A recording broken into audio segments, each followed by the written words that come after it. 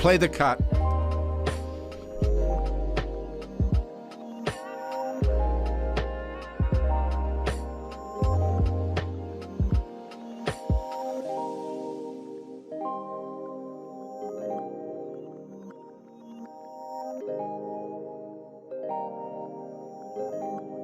Wednesday morning, everyone. Peter Boyles in for the boys. The boys have the day off. It's March the 19th, 2025, 710 KNUS Weather Center weather. 45 the high today, 22 tonight, 58 Thursday, and 28, and then 55 on Friday. Yesterday, the releases came, the classified JFK assassination files, and here is what they say. Joining me, and I always enjoy doing the morning show now just because I get to work with him. The one and the only Blake Olson, who is in the newsroom, but nevertheless in the news cave. This is big stuff. The boys are off, and it just lucked out. It's a numbers game, and I got to do the show this morning, and plus it's we got the Teslas being burned too, which I think is interesting stuff. But as a long-time reader of the Kennedy files and what's not there, I was up really late last night. And first of all, good morning to you and welcome. Hey, good morning, Pete. Yeah, great to have you here. Well, thank you, sir. But what I think is interesting through all of it is all of a sudden the FBI found those secret files.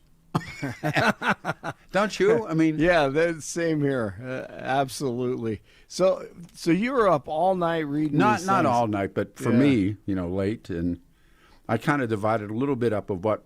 And some of it you have to go to see yourself. In other words, you can't. They're not putting them up on the internet. Mm-hmm. Right. But exactly. some of the stuff, and we're still waiting for Martin Luther King and Robert Kennedy. That stuff's still there. And there's some MLK stuff in that. In those 80,000 pages that they put out yesterday. But I'm having my biggest challenge now is.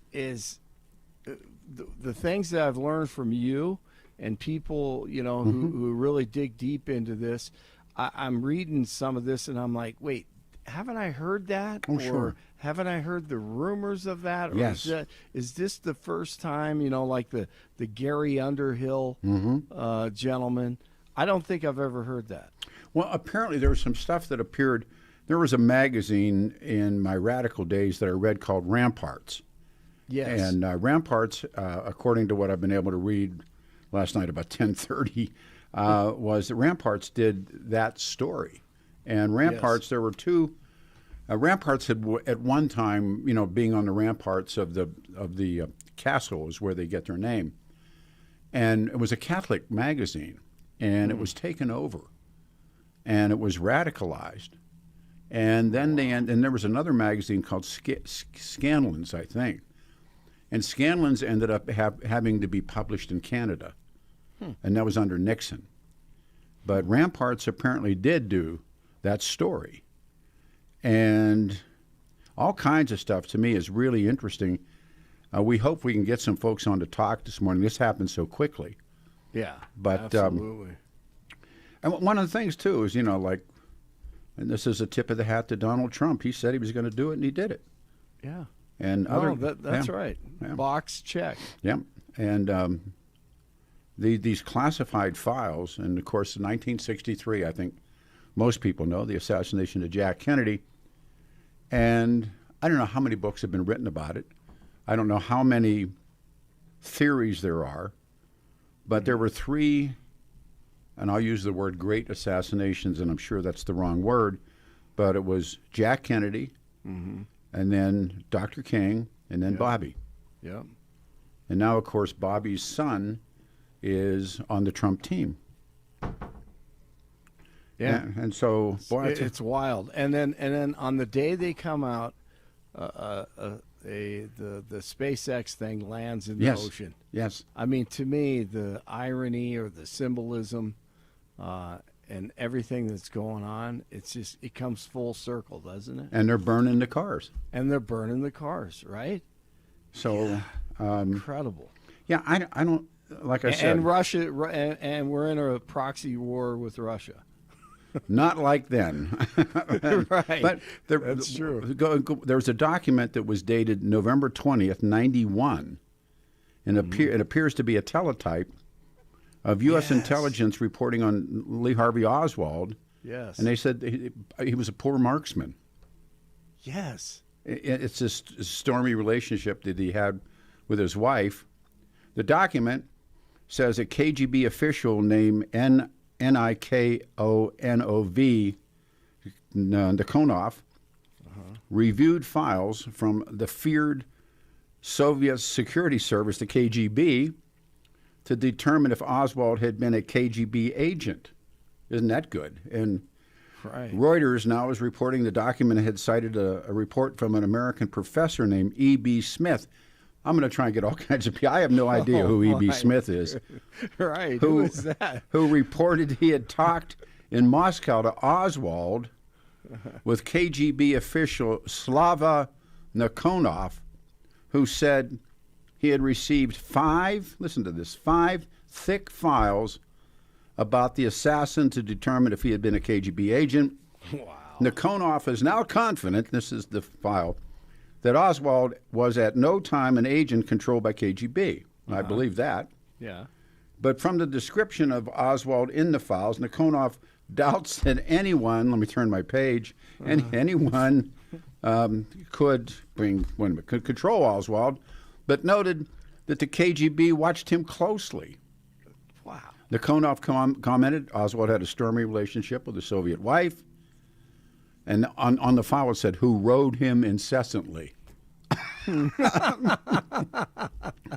Is the that Russians. Typed or written? Even the Russians, yeah. Is that's in the it's typed, right? Because I saw it says, some handwritten stuff in there as well.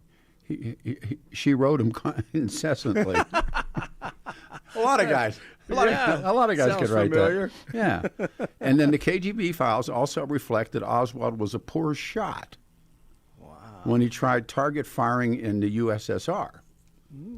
And conspiracy theorists have latched onto bits and pieces of the CIA file, and his erratic behavior is proof that he neither acted alone or did actually have anything to do with the Kennedy assassination. So, boom. Now, had you talked about this? I thought all my life. You said no. I know you've talked about that overall and got into it. But what about this one? Jack Ruby and Oswald met weeks earlier. Oh, sure. That's been talked about. That's what I thought. Yeah, when you talk about Jack Ruby, and Jack Ruby's ties into Chicago mob, and and the fact that Jack Ruby. That was nothing new. No, it's always believed that believed. That's a great word to use. He always believed to have been connected to the Chicago mob, the so-called outfit. Yes. But boy, there's just How about the mind control? What do you think about that? Well, that turns up more, I think, with what happened to RFK's killer. Yeah, and those guys were CIA guys. They did it to Whitey Bulger. Is that right? Yeah, Whitey. Wow. Whitey took LSD under government control for I don't know how many times they dropped. They would drop Whitey Bulger, but you got time off, and it was called MK Ultra, the CIA experiments. Oof. So, and it's really again, I was saying to somebody last night how interesting it is that now the conservative right says exactly what the left said in the 60s. Yeah, it's true. It's true. They said right. CIA, FBI, and today CIA. But who says it now? Yeah, that's right. Do you want to do the news? You want to do the news? If you want to talk? You want to hang out? I'll do the news. Okay. Only because I wrote some of it. Yeah, it's only right. And then when you get tired of me, just tell me to stop. Get the paycheck. Right. 26 and cloudy. Feels like 14 degrees. Good to talk to you, Pete. Cold in Denver. Expecting a high of 60 today. The 7-10 5-day forecast coming up. Our top story: Russia is calling for an end to military aid to Ukraine as a key condition for avoiding an escalation to the war. The Kremlin made the demands Tuesday after Putin spoke with President Trump on the phone about a proposed ceasefire. Trump and Putin also agreed to a prisoner swap that would take place today. Good main release. Copy splashdown. We see main chutes cut. Nick, Alex, Butch, Sunny, on behalf of SpaceX, welcome home. It is an amazing, what a ride. I see a capsule full of grins ear to ear.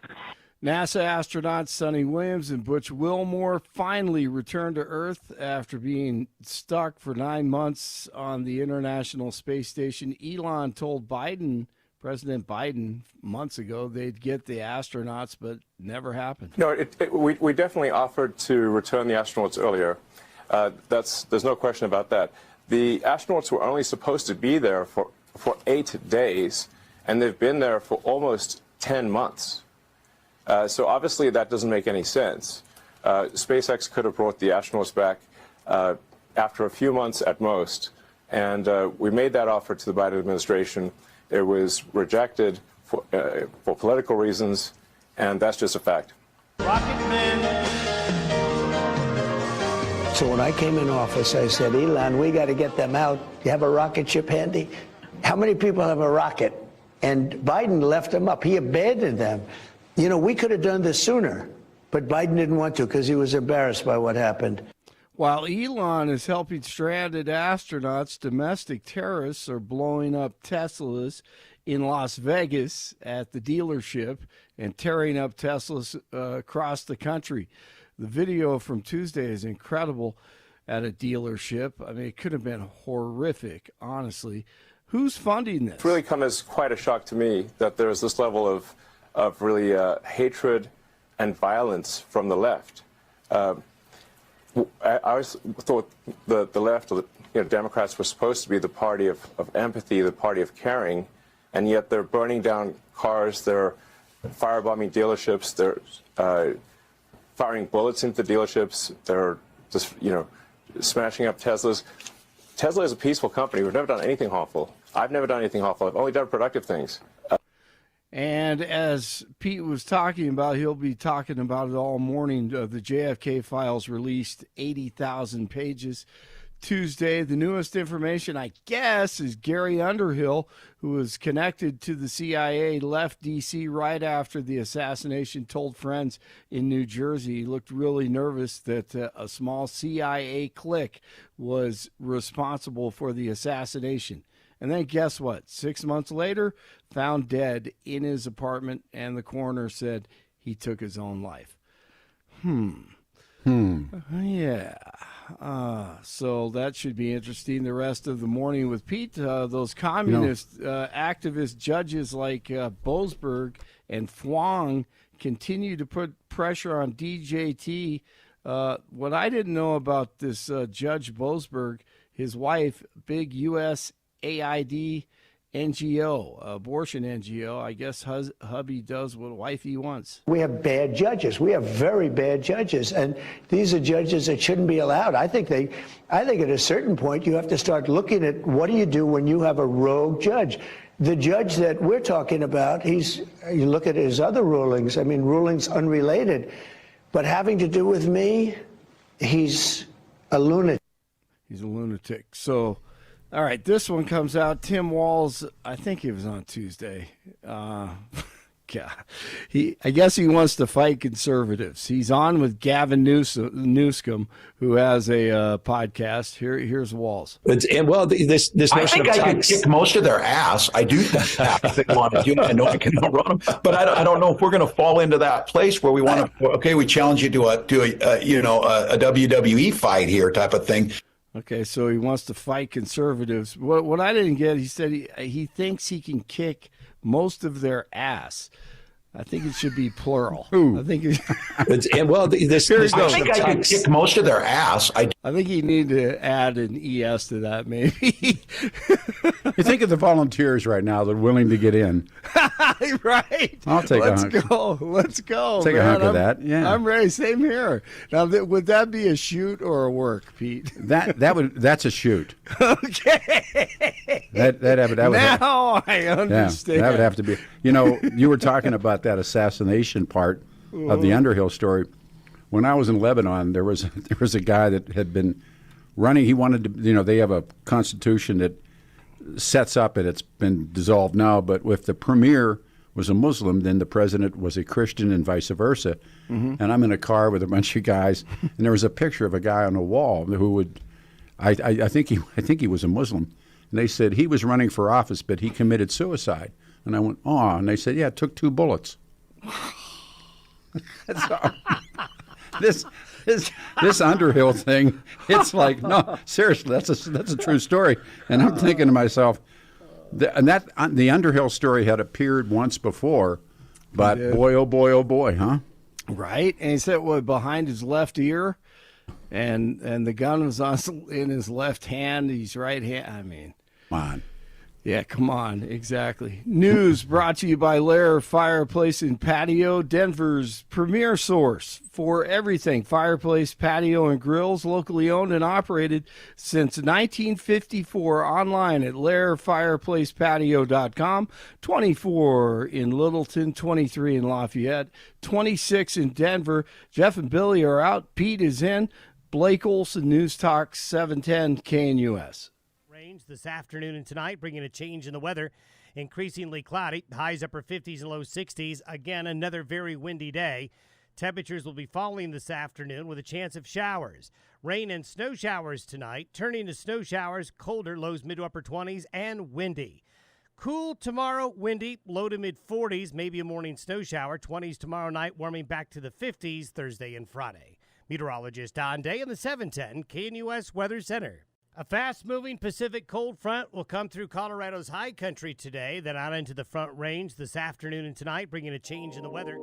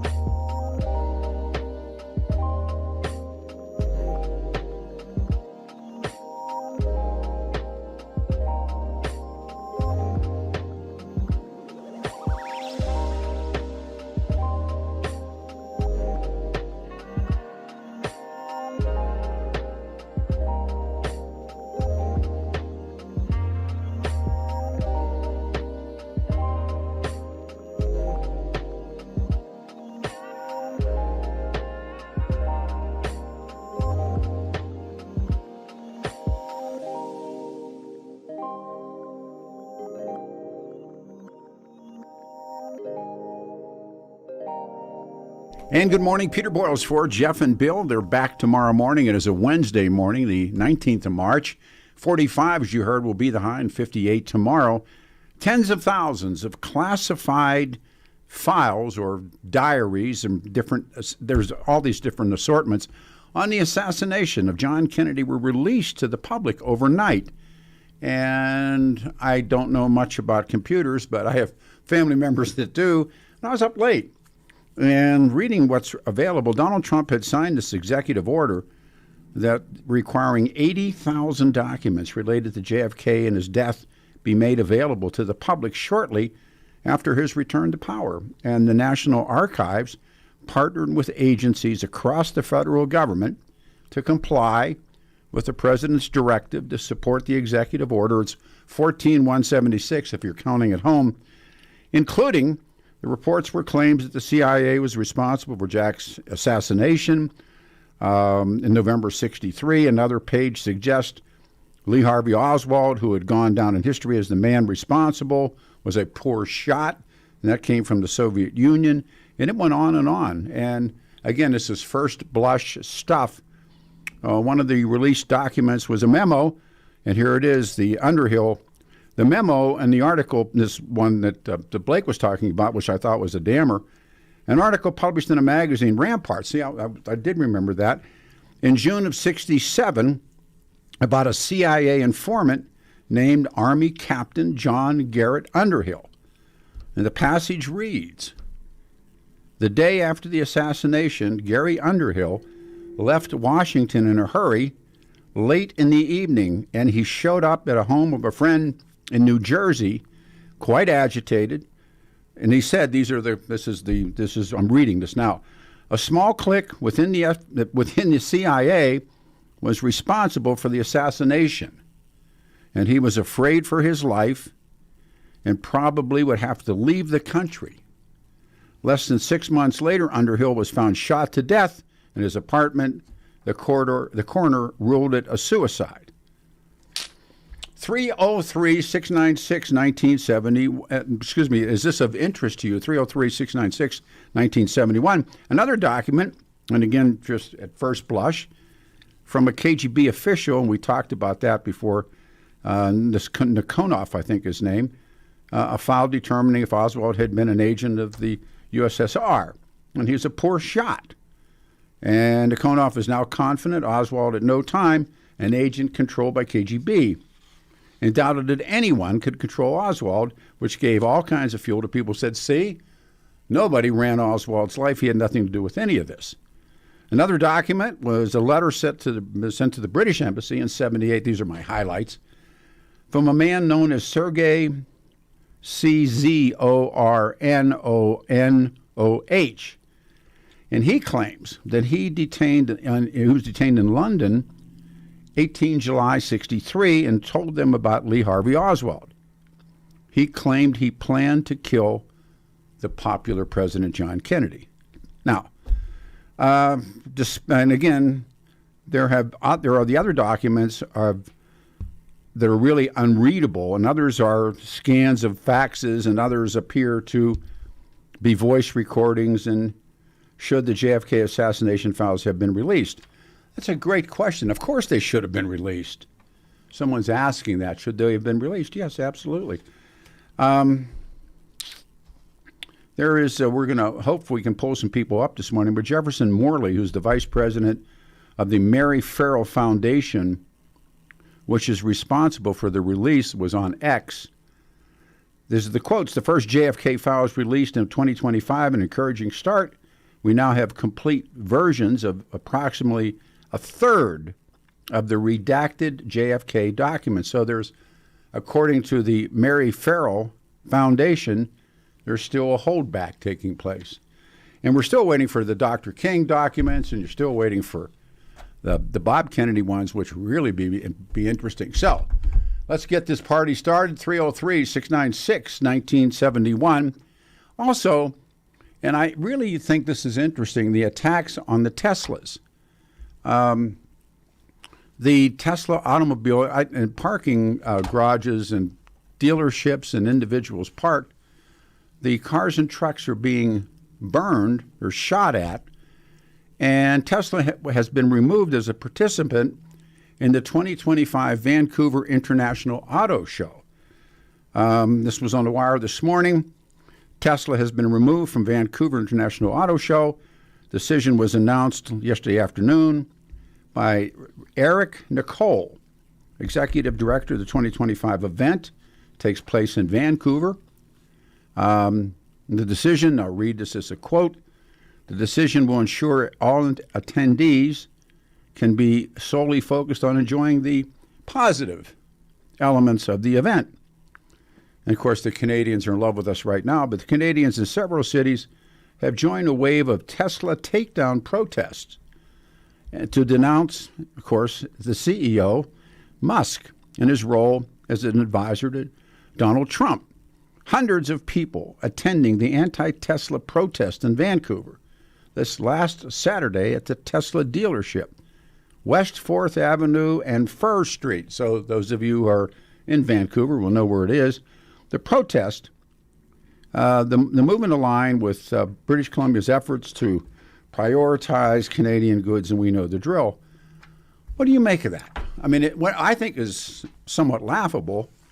Remember when people were proud to drive a Tesla? They were the greenies. These were the ultimate big libs. I'm buying. We all remember the running gag. How can you tell a Tesla driver? Don't worry, he'll tell you. Remember that?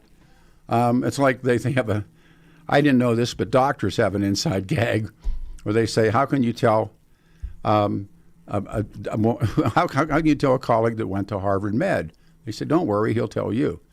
Remember that? How can you tell a Tesla driver? And how much pride they took. I'm sorry, Peter, I drive a Tesla. Well, now what are you doing with that Tesla? Are they afraid of them? And remember, they're called the 1939 Volkswagens. You're driving a Volkswagen that was made by the Führer. And same thing. Supported by the Nazis and even made insignias. Oh, sure, of course. Showing it was the people's car. It was crazy. That was Ferdinand Porsche, Dr. Porsche's car.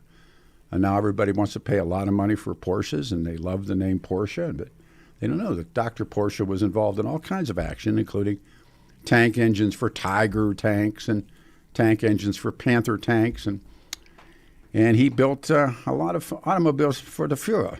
But it's okay now. Everything's cleaned up.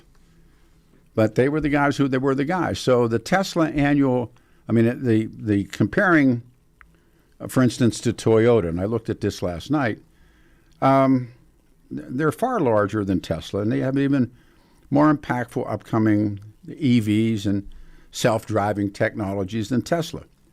But remember, there was a line, and it was entitled "From Those Wonderful People That Brought You Pearl Harbor," the Japanese car business. And I don't know how many of you, like old guys like me, that grew up with family that would not allow Japanese products in the house. My uncle, my dad.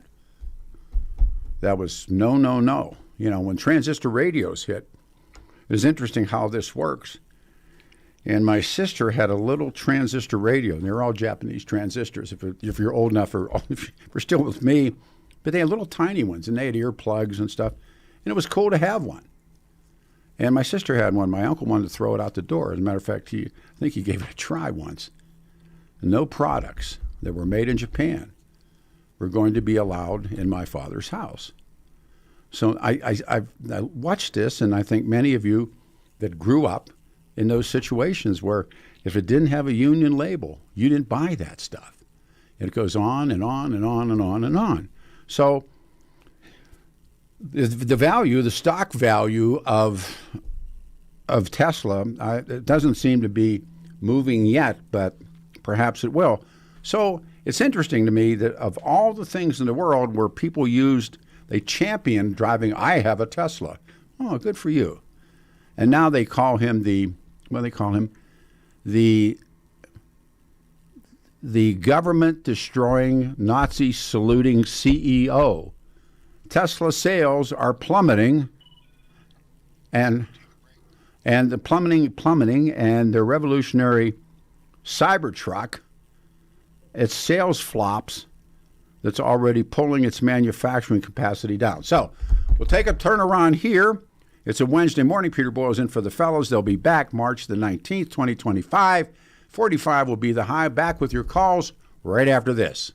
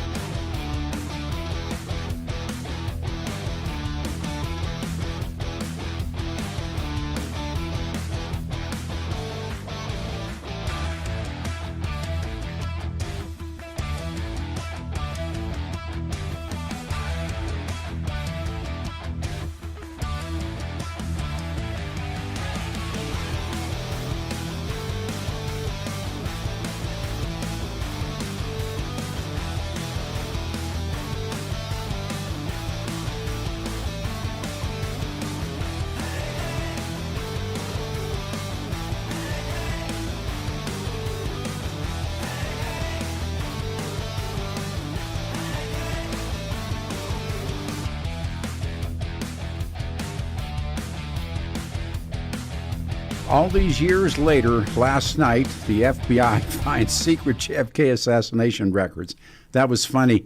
The release came of all the documents. And again, apparently, now the people who are really doing the research underway saying, no, not all the documents. We will see. Wednesday morning, March 19th, I'm Peter Boyles in for the guys. 45 will be the high on a Wednesday. Tomorrow, 58.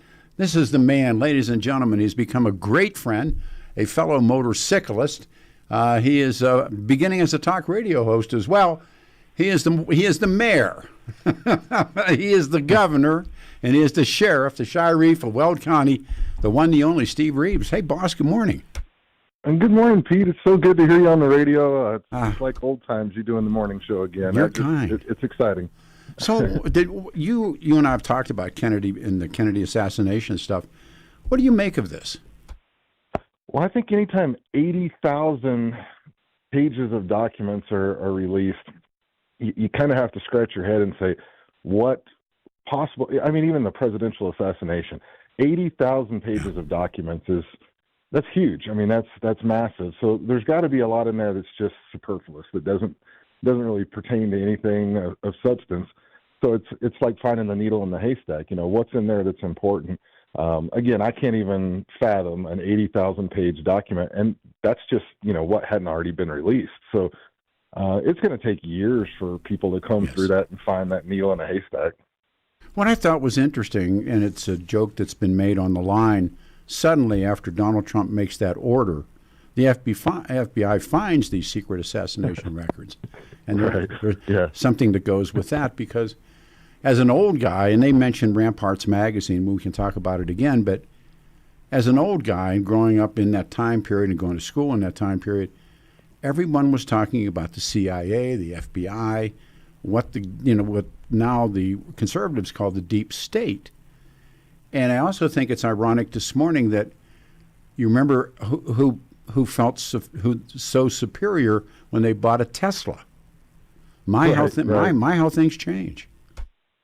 Well, I live in the country, so a Tesla's never made a whole lot of sense for me, but I'm starting to reconsider just because it's, they're fast as all get out, and it's kind of it's kind of speaking your social mind at this point. But, you and I talked about a series that's on Netflix called The Octopus Murders, and it's loosely titled as a docuseries. It's kind of hard to follow. You probably followed it better than I did because you're much more knowledgeable about this topic. But when I was watching the show, I was like, some of this stuff just seems so out there. And then after these files are being released, you kind of wonder, okay, maybe they were more on point, because there's already a few names that have been mentioned that have a common thread through that docuseries. That time period, to me, and if I had the time, and I've said this too many times, but the time period between when John Kennedy's murdered in Dealey Plaza and Richard Nixon resigns sets the course. And what is also of interest to me is how abruptly all the stuff allegedly that the Kennedys and the CIA were involved in and with abruptly ends when Lyndon Johnson becomes president. That's it. Right. He shuts it down. So my dad for years has said that was the time period that most people lost trust in government. Indeed. And I don't know that it'll ever be regained. I think what President Trump's doing by releasing these files and, trying to be more transparent with the American public is, I think it's honestly a great start of saying, hey, we want to be the government that you expect. But, the other side of the aisle is definitely going to recoil from this and, go burn Teslas or whatever it takes. Yeah, I mean, all of it. Again, the release came last night, and the documents include references to conspiracy theories suggesting Oswald left Soviet Union and Department of Defense documents. I was up last night, for me, real late reading, and one of the things that jumped off the page was that KGB files reflect that Oswald was a poor shot. Now here's the Soviets saying it when he tried target firing inside USSR. Now, remember the rifle itself has always been a focus. It was a Mann-Lichter Carcano, and even the Italian infantry that carried them said, they couldn't hit, the bull's rear end inside the barn, right. and was a lousy rifle. Now, why didn't he, because there was no gun laws then, why didn't he go buy on the streets of Dallas a Remington, a Winchester, he could have had whatever he wanted to have on the street for not that much more money. Why didn't he do it? Yeah. I don't know. It makes no sense. And if you ever go and tour the museum that now exists where that whole incident happened, you scratch your head even more because, they show you the angle from which the shot was taken or allegedly taken. And, they have a model of the rifle, at least on display. And, I've shot rifles and handguns for a large portion of my life, and that'd be a tough shot to make. It'd be an even tougher shot to make with the rifle that he used. I'm not going to say it's completely impossible, but it's always seemed highly improbable. And, hopefully the truth will come out. I'm kind of disappointed that you haven't read all 80,000 pages yet because I know what kind of a reader you are. But I'm sure by this weekend you'll have it done. Well, the documents were released just before 7 p.m. for the folks that, and not all the documents will be posted. And the National Archives and Records Administration, the keeper of the docs, posted them. And this is the statement they put on the computer or on their website.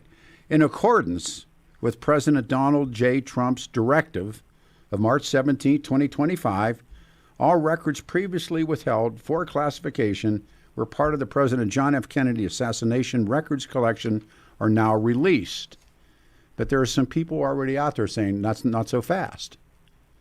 And there's probably some in a box in some FBI agent's office still somewhere. Who knows? Yeah. But 80,000 to start, right? Well, and there's this moment when Hoover dies, and they appoint a guy by the name of L. Patrick Gray to replace J. Edgar Hoover. And he walks out and faces the press the next day and says, first of all, you need to know there are no secret files. and people said you could hear the air go out of the room. That, of course there were. Of course there are. Yeah, that's lunacy. Well, I mean, again, I think history's being written as we speak. Absolutely. As people dig into these files and figure out, where those hidden gems are. When I say history's being written, I guess it's being rewritten, or potentially. It's going to be very shocking, I think, when those files are closely examined and we find out the real truth. And I'll be surprised if it matches what we've been told all these years. Well, it certainly doesn't match up with the Warren report, and there's a whole many books even written about how Lyndon Johnson put the Warren Commission together, and they had a conclusion before they even began, much like the 9/11 Commission with Bush and Cheney. So it ain't the first time, and I'm sure it's not the last.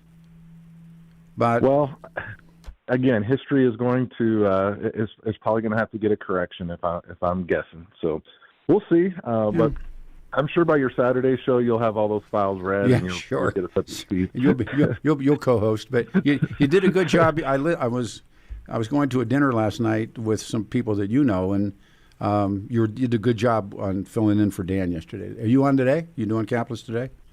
Yeah, I'll be on again today for his show, and it's an honor to talk with both of you guys. You guys are both radio legends, and filling in any of those shows is it's a lot of fun. So. Well, I heard the Lauren Boebert part, and I think that was you smoked him, boss.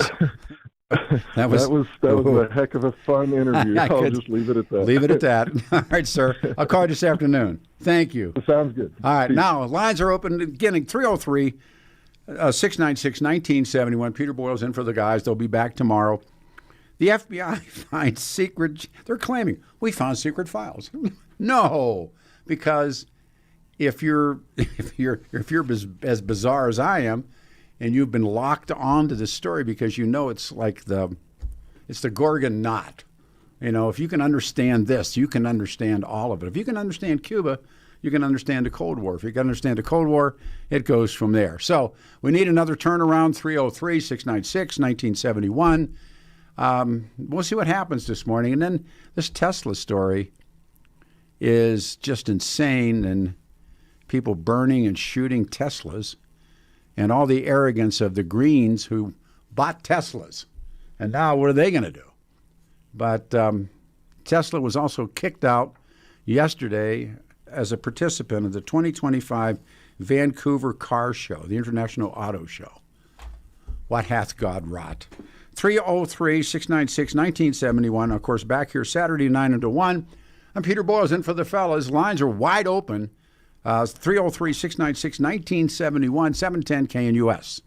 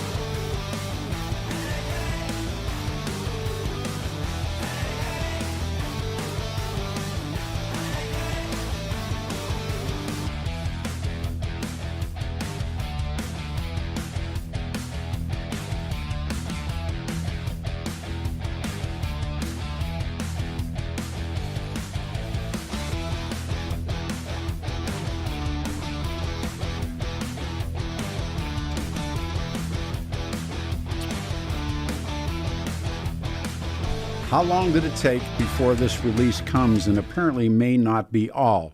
But the FBI has released, everyone in government has released. Last night at 7 o'clock, all the documents dropped. I'm Peter Boyles in for the fellers. They're back tomorrow. 7:10 KNUS weather, 45. The high today, 58 tomorrow. We go to the phones. We go to Ron. Ron, thank you, man. You're on the show. Good morning. Morning, Pete. Nice to hear your voice again. Thank you, sir. Hey, what? I don't know. Fed up is not even the word to use anymore. As far as when I just heard that they kept Elon Musk out there at that Canadian car show. This is getting so old and so tired because they're playing the same song. It's like, you know what? You're not doing what we like. We're going to boycott you. And I'm sure a lot of the Democrats, or some of them, have caught on, and they're saying, you know what? Right now, what Trump is doing is better than what was going on, and it is definitely better than when he was in office last time. And I mean, and then when you just now played that deal, I mean, there's the other thought of what you just now played with hearing Kennedy. I mean, chills went down my spine because it's like we could have almost heard that on Trump. Yeah, there's all kinds of things happening this morning, and first of all, it's a good call, great call, thank you. And they're almost on like the psychotropic someplace level where there's leap across and there's jump across and then there's reminders of. But now this game has begun of one-upping each other, whether it's Canada, Mexico, the U.S., whomever it is. And this is payback. In other words, the Canadians who see themselves now as victimized by Donald Trump, which they have been given sweet deals for so many years. Now Tesla gets kicked out of a 2025 Vancouver International Auto Show. To me, the deep-seated Freudian almost is they're kicking Donald Trump out of the Vancouver Auto Show. Does that make sense? It absolutely does. Yeah. Yeah. That's how I saw it. That rings. I think true to everybody with common sense, and the people that are the haters that will continue to hate just because it's Trump. Anybody tied to him, and obviously now the most wealthy man, Elon Musk, because he's tied to him, is now blackballed along wherever he's going. But, you know, at the same time, what's crazy is aren't a lot of the cars that they're doing already purchased? I mean, that didn't financially. No, but ask yourself this question, and I think it proves the point. If Musk wasn't working for Trump right now, would they have kicked his cars out of the car show? Never. Did you think that people would be riding around shooting Tesla windshields out in Tesla sales lots if he were not connected to Donald Trump? Yeah, absolutely not. That's what's so frustrating about everything that's going on in our country. And it's like we're dealing with such adolescent-minded people. It is just, it's infuriating because nobody said anything, Pete, when Biden was doing what he was doing, which anybody with half a sense would question, and nobody questioned it. But a lot of people have lost their jobs, a lot of setback. There's been a drop in the market. There's been all this animosity. I think in this country today that is so volatile that this was, at least in my mind, this was to be expected. This country is sitting on edge right now. And the Tesla attacks, and again, here's how this one lineup describes him. Government destroying, I'm reading this, government destroying, Nazis saluting CEO. Tesla sales are plummeting around the entire globe. Their revolutionary 4680 battery has failed to materialize. The Cybertruck is a sales flop. They've already been pulling their manufacturing capacity. Thanks to Musk's dogmatic vision-only approach to self-driving Teslas, FSD is far from being an industry leader, miles from being functionally safe as a result, and it goes on. And this is an open attack on Tesla and Musk. So, I don't know. Well, let me ask you this: What do you want to go on hold and go through all of it and come back and talk on the other side? Sure. All right, throw you up there. All right, hang on. 303-696-1971. Peter Boyles in for the boys. They're off. They're back tomorrow. I'm here Saturday, 9 to 1. This is good old 710 KNUS.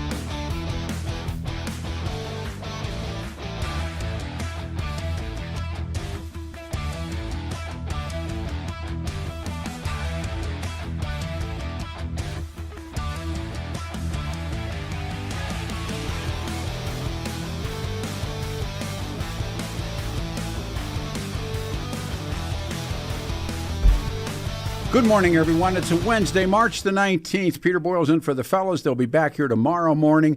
It is good to be here. I return on Saturday, 9 until 1. Last night at 7 o'clock, the drop came.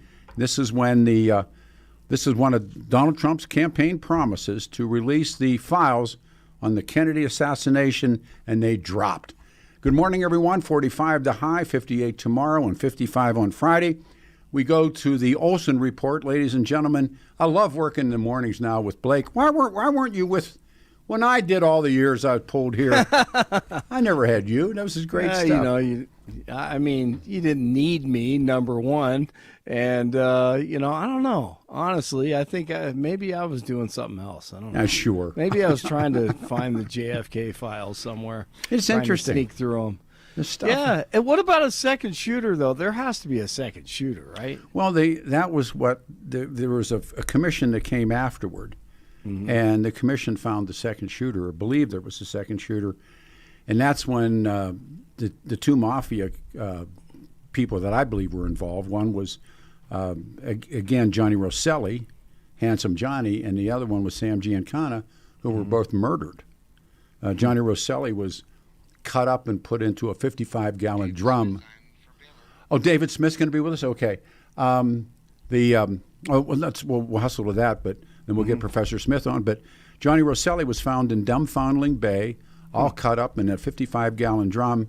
And then Momo, Sam Giancana, who shared a lover with Jack Kennedy, a woman that Judith Exeter Campbell, and he was found shot around the mouth in his basement, which was the mark of the squealer, that, they shot him with a .22 around his mouth. He was cooking peppers, and they shot him in the back of the head. Wow. Sam Giancana was hugely involved in this with the CIA. So those two guys never got to talk. Wow. I got a great guest coming up. Yep.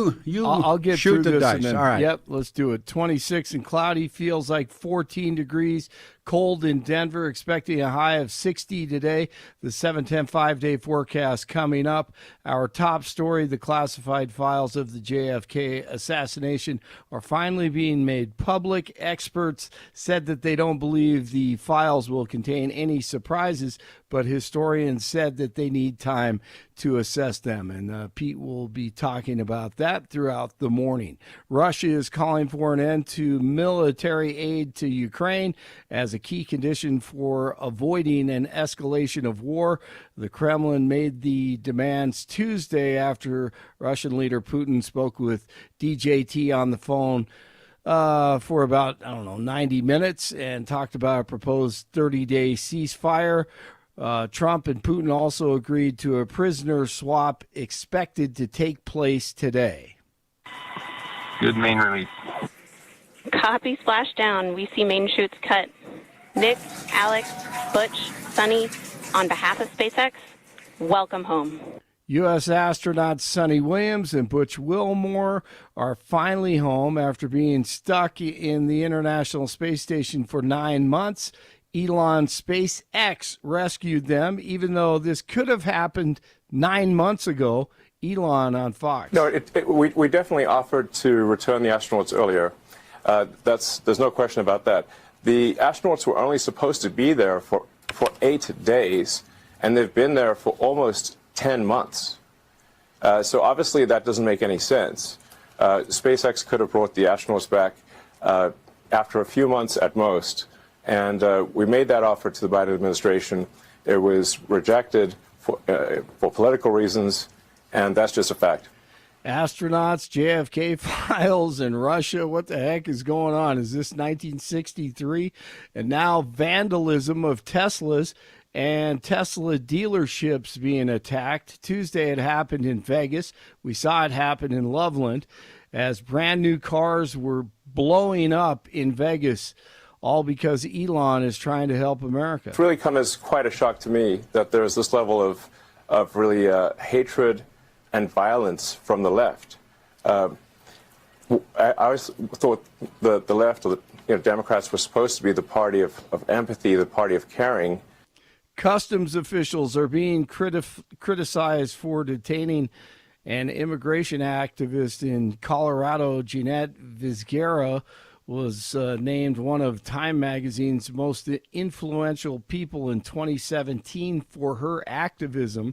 On Monday, Vizguera, who's not a legal citizen, was reportedly detained by ICE outside of her job at a Target store. A nonprofit that supports immigrant rights says she was taken into custody without a valid deportation order. We'll see about that one. The Chief Justice of the Supreme Court is pushing back on DJT's call for the impeachment of a federal judge, Judge Boasberg. DJT called for the removal of the D.C. judge who had issued an emergency order blocking Trump from deporting the hundreds of Venezuelans to the prison in El Salvador. Chief Justice Roberts then released a statement saying that Trump's call for impeachment was inappropriate. Roberts wrote that for more than 2 centuries, it has been established that impeachment is not an appropriate response. Nuggets at the Lakers tonight. Avs take on the Leafs. Alabama State and North Carolina win their play-in games. They advance in the first round of the NCAA tournament, tipping off Thursday. 24 in Englewood, 23 in Broomfield, 26 in Denver. Jeff and Billy out today. Peak continues. Blake Olson, News Talk 710 KNUS. Fast-moving Pacific cold front will come through Colorado's high country today, then out into the Front Range this afternoon and tonight, bringing a change in the weather. Increasingly cloudy, highs upper 50s and low 60s. Again, another very windy day. Temperatures will be falling this afternoon with a chance of showers. Rain and snow showers tonight, turning to snow showers, colder, lows mid to upper 20s, and windy. Cool tomorrow, windy, low to mid-40s, maybe a morning snow shower. 20s tomorrow night, warming back to the 50s Thursday and Friday. Meteorologist Don Day in the 710 KNUS Weather Center.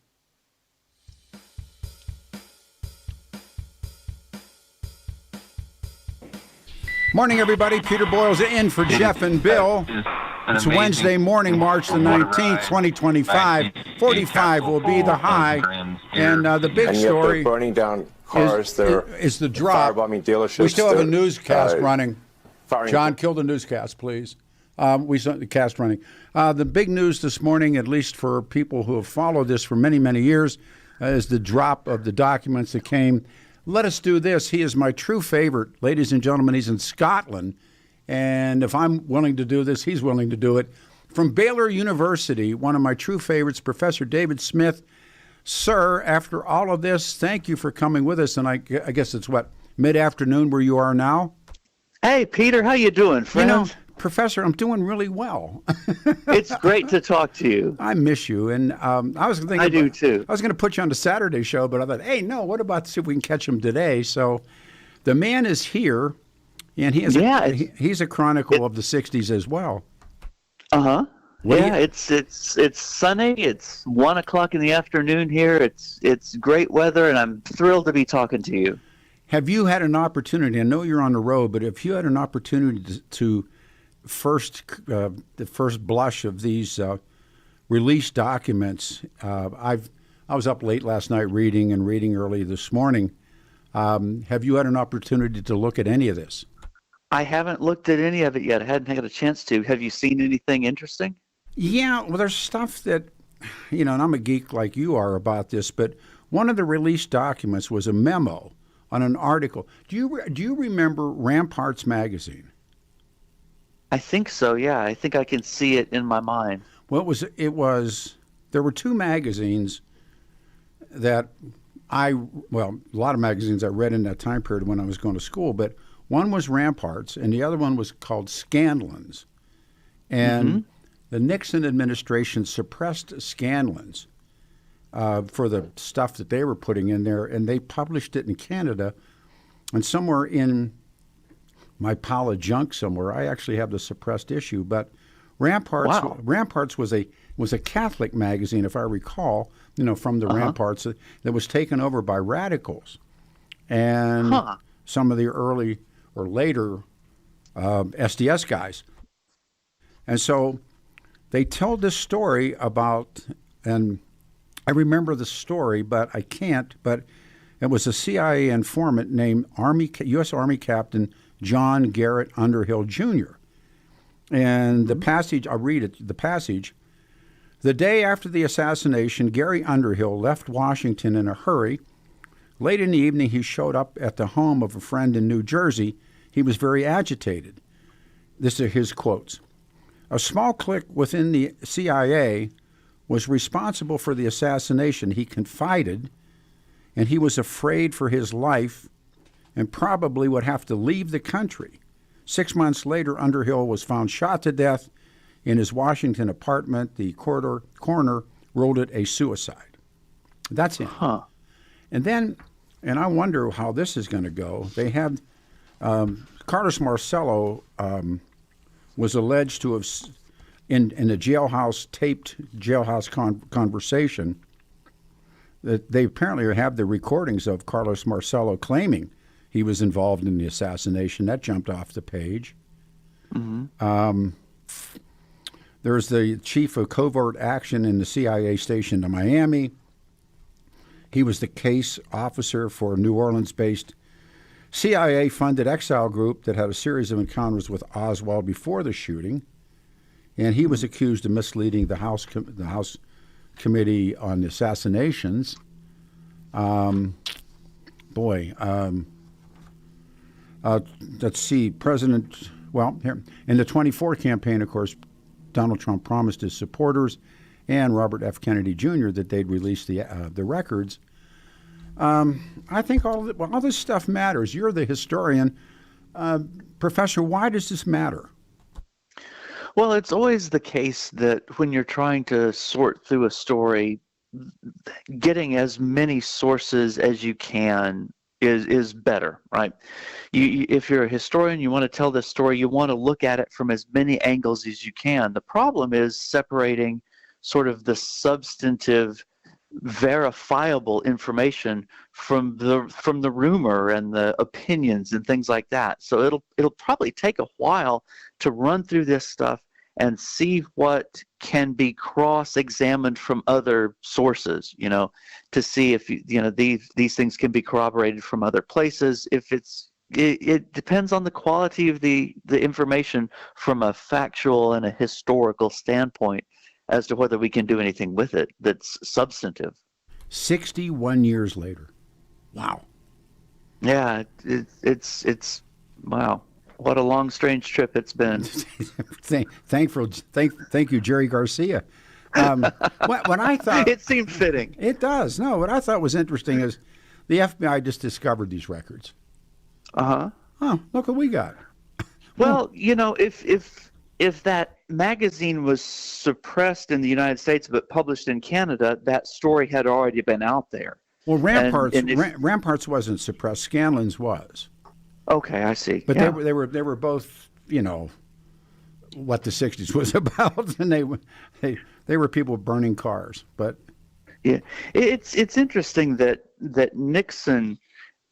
Did you say Nixon suppressed Scanlan? As I understood Nixon's administration, I have it someplace, and it showed how to set X ambushes, and which were the deadly X, and how to set L ambushes, and the cover was Richard Nixon with swastikas in his eyes, and he had vampire teeth, and they went after them. And yeah, Nixon was not a friend of free speech, really. No, no, he was not. Ask Katharine Graham. Hey, what? No kidding. Yeah, but I'm looking forward to going through this stuff, and figuring out to what degree it will really substantively change the story. Yeah, I mean, I'm philosophically looking at it. I just was reading late last night, but the existence of these documents. Mm-hmm. And I was saying to the audience, when J. Edgar Hoover died, and Nixon replaced him with a guy by the name of L. Patrick Gray. Right. And Patrick Gray came out and faced the press the next morning and said, "There are no secret files," and they said you could hear the air go out of the room. Mm. Of course, there were secret files. Yeah, there are always secret files. Of course, there are. Yeah. I wonder. Was this a file that was accumulated back in like 63 or 64 and then closed and not added to after that? Or I wonder about the history of the file itself. Yeah. Oh, yeah. My guess is this is because when they got to the Assassinations Commission, some of that stuff is suppressed or was suppressed, and particularly the jailhouse recordings of the mobster Carlos Marcello. I don't know what is on them or what they say, but Carlos had claimed that he was involved in the assassination. Yeah. It would be interesting to read a book just about all the different theories, not tracing any one of them, but just sort of cataloging all the different theories that sort of blew up from 63 to 68 or so, and try to weigh which ones have more validity than the others. Do you think, we talk about America losing its innocence. Again, the second time this morning I say this, if I had the time and that time period between Jack Kennedy's murder and Richard Nixon's resignation, how important is that, Professor? It's a critical era, right? I think it was maybe Norman Mailer said that those years were more important for the United States than any years since the Civil War. Yes. And it's true that the country underwent a fundamental sort of change in attitude from 1963 to 1974. And it's an era that still deserves study, and it still deserves our attention, and it still is it's an example of how much the United States can change as it deals with circumstances. Yes, I met Mailer. I've tried to. This is part of my legacy, but I actually met Norman Mailer, and he had his last novel was entitled Harlot's Ghost. And it was about the CIA, and and I don't know if I can say, but I think I've read almost all of Norman Mailer. I read The Executioner's Song and Fire on the Moon, and everything, the Naked and the Dead and the Deer Park, and so Mailer came into the studio. I went out of my way to get him, and he came in the studio and he brought whatever number wife she is, and and it dawned on him that. At least I read him, and I was all about listening to him talk. So he gets up. He did 2 hours, and he gets up. Great. And he gets up and he's walking to the door and he turns around and he said, "So what did you think of the book?" And I'm going, "This is Norman Mailer, right?" And I said, my wise guy, Pittsburgh skinny rear end, and I said, "You've done better." And he came over and shook my hand. He said, "Thank you, Norman Mailer." What a story! What a guy! And we talked about off air. He would talk about a lot more stuff than he would talk about on air.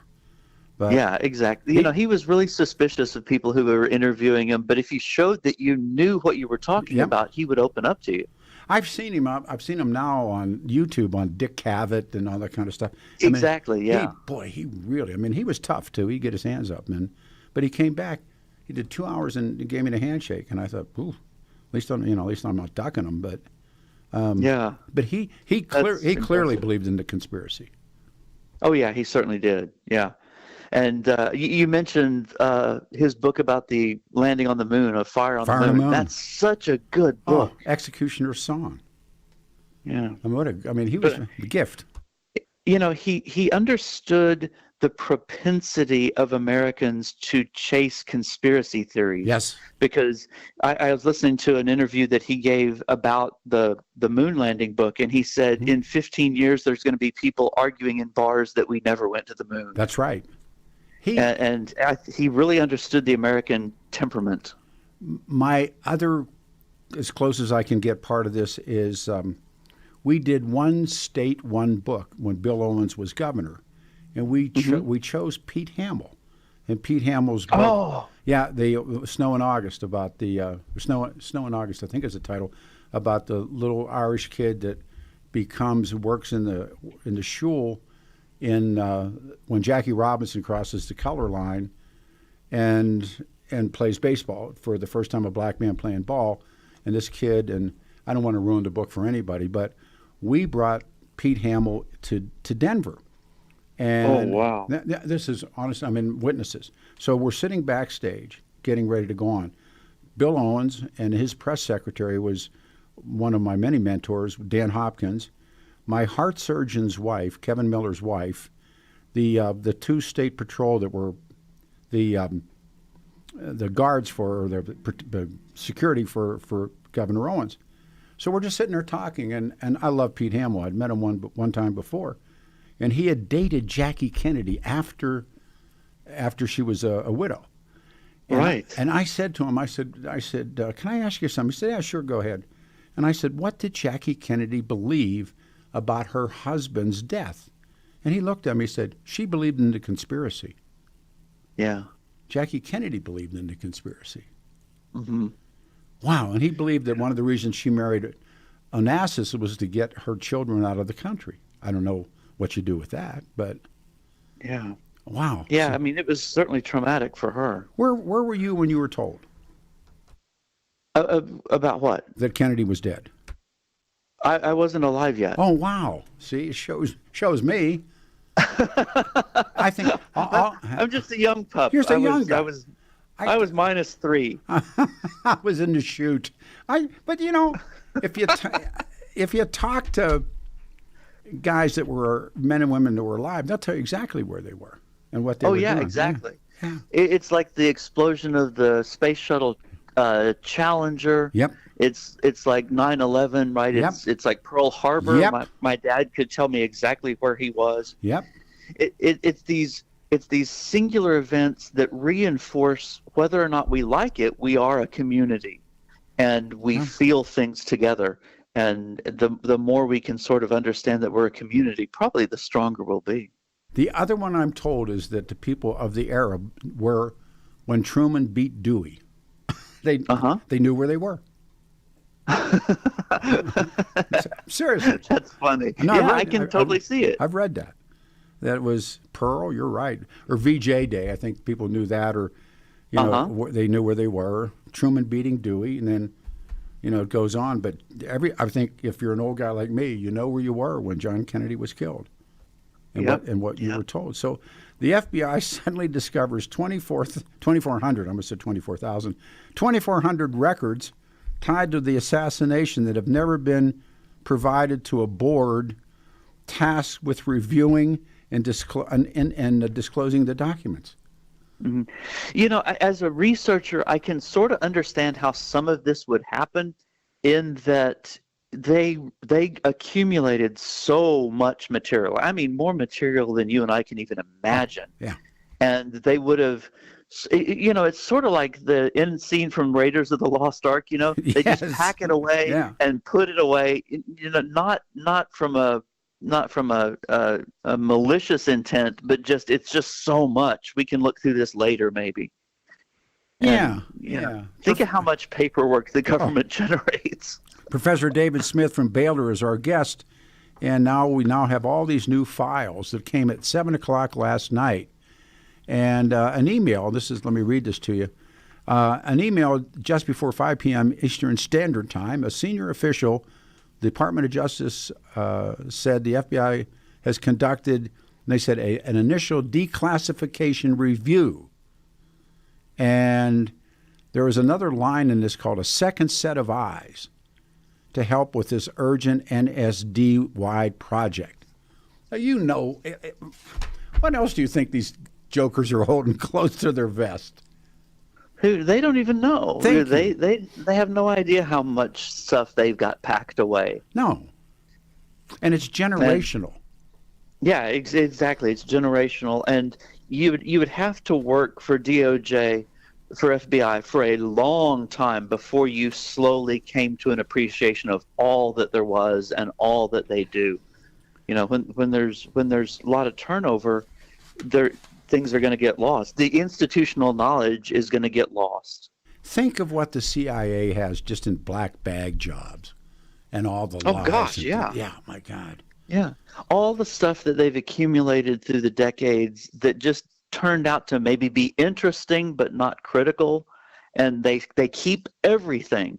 So it's not surprising to me that they would have tens of thousands of documents related to the Kennedy assassination or the attempted Ford assassination, for that matter. I bet there's a lot There's stuff out there on Squeaky From we're still waiting to hear about. Why do you remember her first name is Lynette?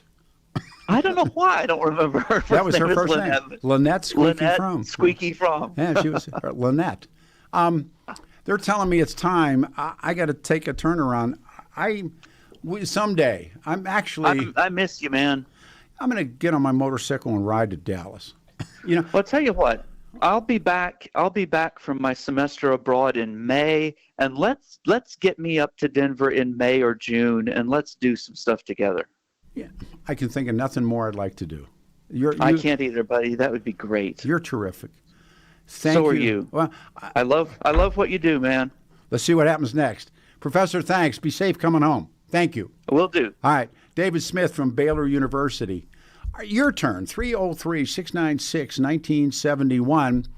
There's a bunch of topics out here. The Tesla murders. Also, people, I'm still getting email from what happened on Saturday with the 2 illegals. You can bring that up if you wish. But by and large, watch this. This is a gut check. Where were you when Jack Kennedy was killed? Everybody's going to tell you. And what do you make of all the suppression that suddenly, oh, look what we got. 710 KNUS.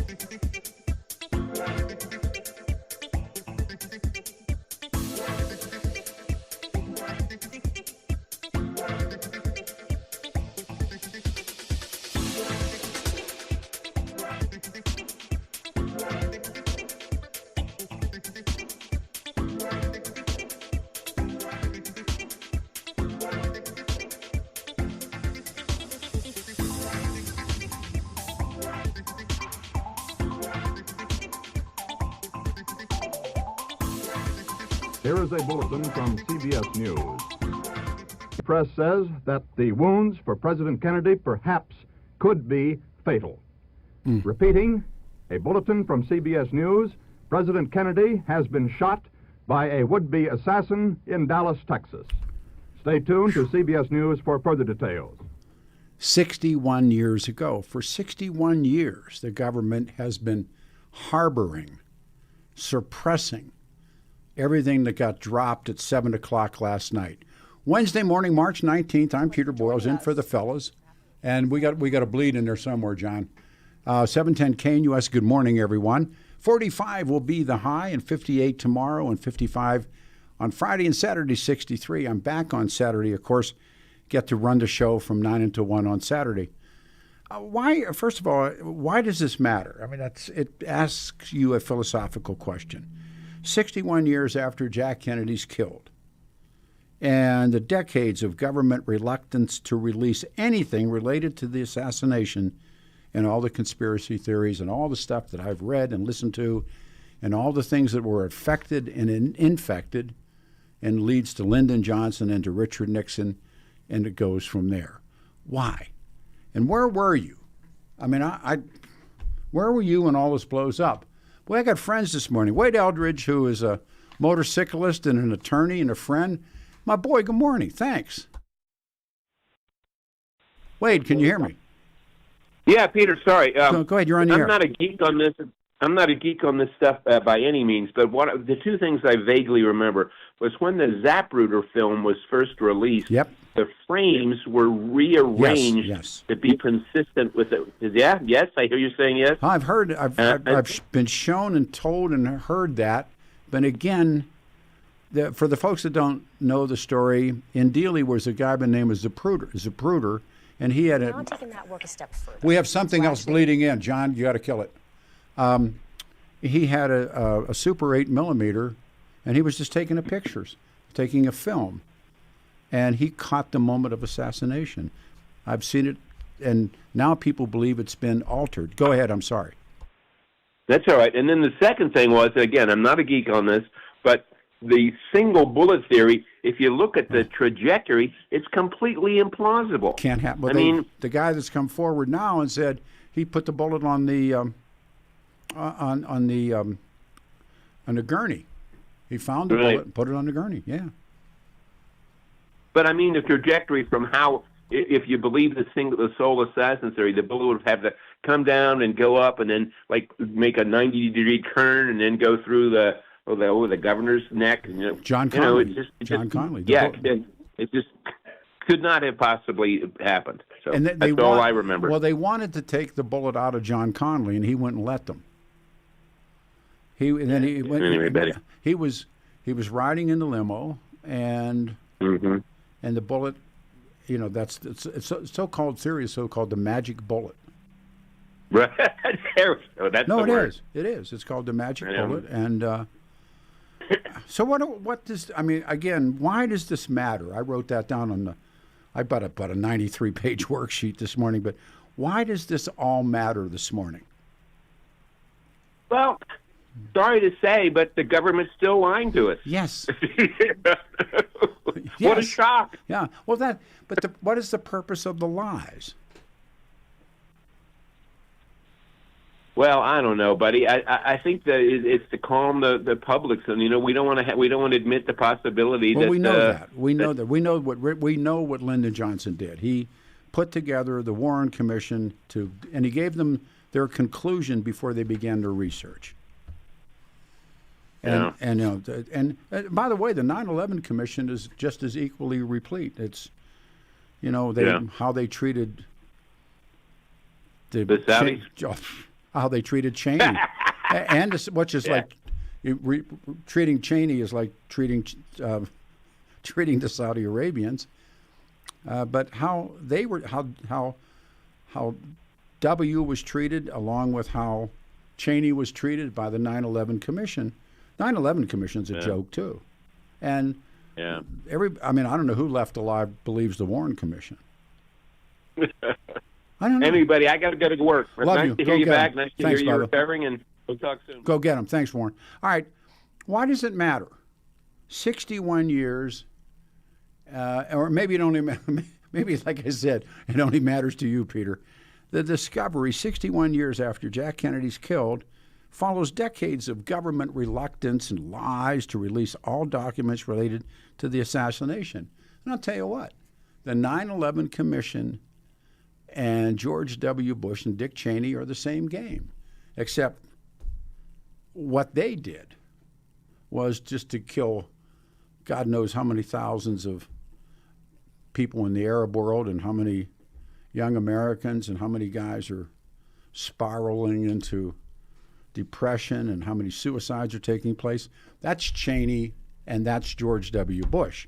In this case, it's ongoing through Lyndon Johnson and Richard Nixon, the lies. So the existence of these new documents was disclosed, and they said at 7 o'clock last night this thing drops, and here I am. What are you doing, Peter?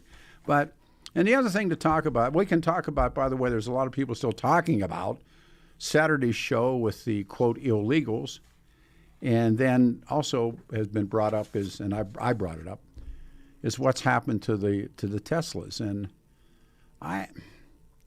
And again, here we are, where the Teslas are now being attacked, and someone has suggested, what if the Tesla dealers are doing that themselves? What if the Tesla dealers are destroying their products they can't sell? But Tesla's, well, that's in and of itself. So it is your turn, 303-696-1971. It's a cold morning outside, slow and cold. Take your time. And we're back Saturday morning, 9 to 1. The fellows will be back tomorrow morning. But one of the released documents, I thought this got me last night, was this memo on an article published by a magazine, Ramparts. Who remembers Ramparts magazine? Ramparts and Scanlon's. And I read Ramparts, and I suspect some of you did as well. But it was a very far left, run by a lot of the the people who became part of the weather factions and the SDS, and they literally took over this magazine. And the other one was Scanlon's. But they, in June, and I don't remember the article, but I remember reading about it in some obscure other someplace. And they said, here's proof. And now they're releasing the document. June 1967, what a time. And this is Ramparts magazine. A CIA informant named United States Army Captain John Garrett Underhill, is a real guy. And the passage reads, and I got the quotes, said, the day after the assassination, Gary Underhill left Washington in a hurry. Late in the evening, showed up at the home of a friend in New Jersey, and he was very agitated. Again, I read this to you. A small clique within the CIA says the captain was responsible for the assassination and that he was afraid for his life and probably would have to leave the country less than 6 months after. And so they say 6 months later, Underhill is found shot to death in his D.C. apartment, ruled a suicide. Ruled a suicide. From my reading, and I don't know if it's going to come to true or not, but Carlos Marcello, the Mafia Kingfish, and he is tape recorded while he's in the joint.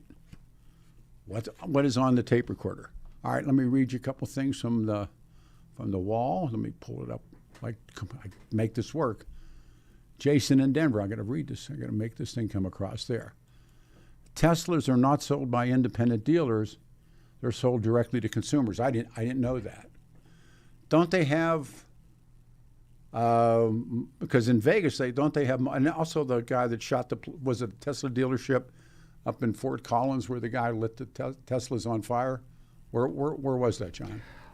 Yeah, that was in the Vegas area, and Vegas was recently, but wasn't there one here in Fort Collins that got shot up? Yes, just as a matter of fact, just a couple of days ago they were talking about that as well. I heard Billy and those guys talk about it. So, and the other part of it is Tesla's booted out of the 2025 Vancouver International Auto Show. I read this to you this morning. Tesla has been removed from the Vancouver International Auto Show.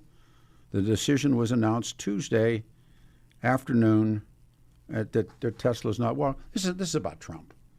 I mean, if Musk wasn't connected to Trump, they wouldn't be kicking the guy out. But in the meantime, the war's on. This is another indication of the border war. So the FBI finds these secret JFK records after Trump orders them, and I'm like all these years we waited, and we collectively waiting, and these previously classified files on the 1963 assassination of John Kennedy have been released to the public overnight, and there's some interesting stuff. So where were you? This is a test. Where were you 61 years ago when John Kennedy was killed?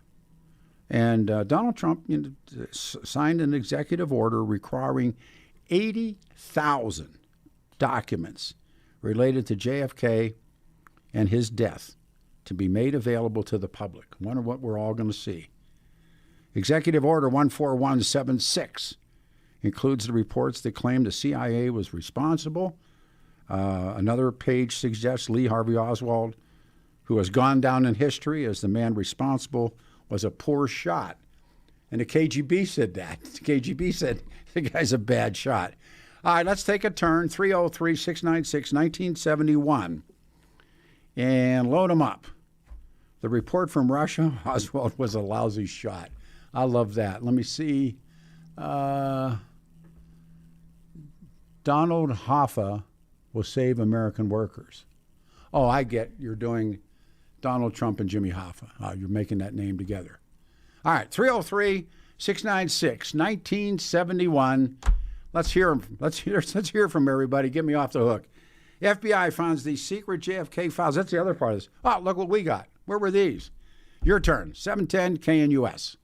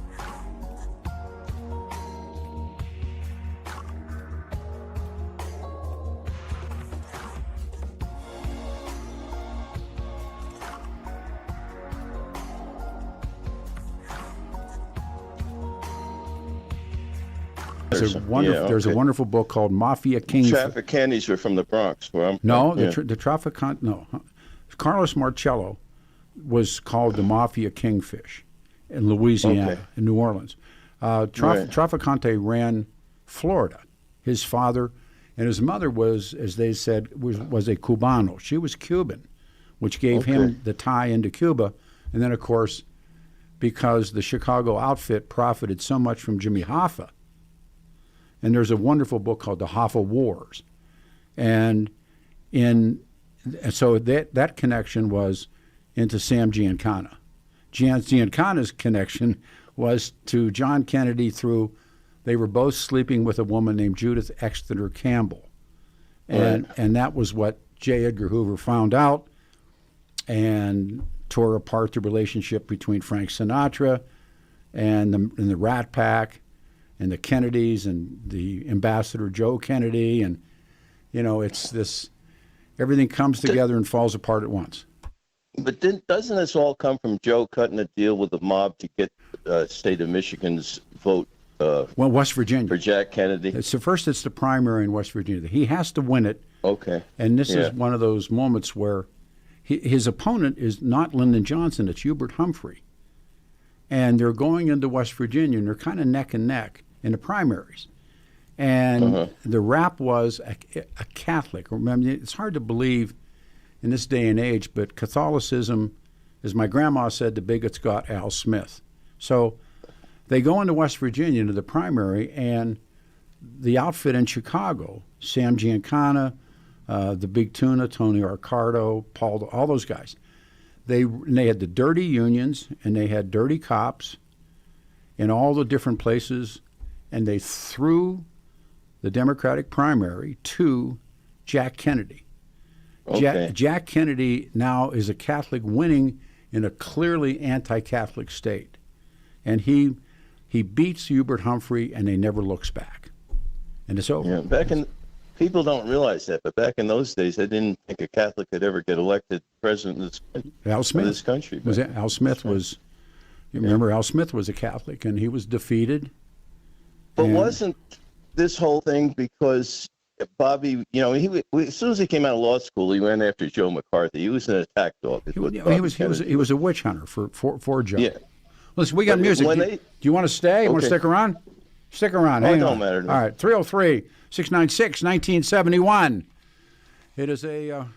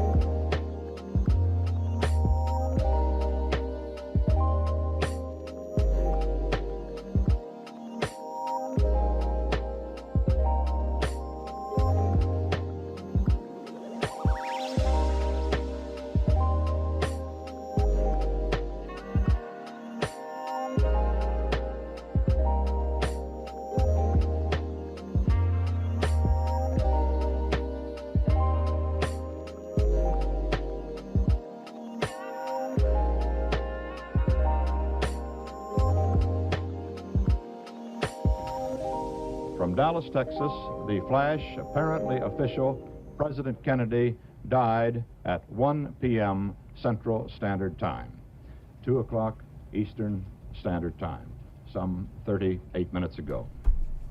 That was 61 years ago, and last night at 7 o'clock, the federal government dumps all of these documents. Good morning, I'm Peter Boyles, in for the fellas. They're back tomorrow. It is 710 KNUS. We are Denver's talk station. And something else that rolls out of last Saturday, and the fellows who were with us, they're illegals who were helped by the interpreter on the radio show. We took a lot of heat and a lot of praise, too, but go to 710knus.com/Peter. And the guys talked about something, and everybody said they didn't know what it was. It's the Darien Pass. It's Darien, the Darien Pass. There's a guy who tries to walk it and made a video, and it's unbelievable. So thank you to Mark Crowley. That is up on our website, 710knus.com/Peter. In the meantime, and in between time, ain't we got fun? Ladies and gentlemen, boys and girls, in the faraway studio, seemingly abandoned warehouse, Blake Olson's there. My boy, what a morning. I mean, this is just interesting stuff, and the question still brings up, why does this matter? And you're not old enough, I don't think, to have any recall of this, but 61 years after Jack Kennedy's killed in Dallas, why does it matter? Yeah, first of all, it's a blessing that you're here this morning, because you dig so deep into this, and you've been talking about it your entire career and your entire life. I'm 58. I almost forgot. 58. So I was born right after this happened. But, you know, we all hear the stories our parents talk about and where they were when it happened. And I've just been fascinated, by it my whole life. But what I love about the Trump administration, you are seeing the transparency they did it, of government. And this is what has been the issue the past 5 decades, 4 decades, maybe 6, 7 decades. Oh, man, with more to come. With more to come. Yeah. And I love the texture that you had the day the music died, because it was. My uncle would talk about it, all that generation, man. It was heartbreaking for everyone. If, there's this idea that I've always had that if America got pregnant at Pearl Harbor, or if America was raped at Pearl Harbor, it got pregnant in Dealey Plaza, and then jumping forward, so much lies and so many things have been told, and it's a cabal of lies, and so what do you do? And I don't know, but one of the things I wrote down, Peter, why does it matter? Why does it matter? Mm-hmm. Go ahead, sir. I know you got, and we're also talking about Tesla, Tesla fires. We had a texter to say. And another guy said, there's no such thing as a Tesla dealer. I didn't know that. But didn't they shoot up one in Fort Collins or and set it on fire? Loveland? Yep. Tell that, what happened up there? Well, it was, I believe the person of interest, or if they arrested, I think her quote unquote, was Lucy. And if she's a Lucy, my name is Snoopy. Snoop. Right. Because this was a man who identified as a woman, and that is what we're seeing across the country with these attacks. And it happened in Loveland. I haven't got the most recent news on it, but that dealership is right off 287. And that kind of started the whole thing. So there's cars on the lot, or is it? Yeah. Okay. Yeah, and they're vandalizing them, spray painting them. The ones yesterday were Molotov cocktails. Yeah, they were in Vegas. I mean, if you saw the video, I mean, these things are just they're exploding one by one. Yep. That's frightening. So. All right, we'll see what happens. 26 and cloudy, feels like 14 degrees, cold in Denver, expecting a high of 43. I think I said 60 earlier. It's going to be in the 40s today, low 40s today. The 7-10 5-day forecast coming up. Our top story, the widow of a Denver police officer killed in 2005 is unhappy that her husband's killer may become eligible for early parole. You know, I know something about this story. We're going to do it. Yes. The guy's name was Donnie Young. Yes.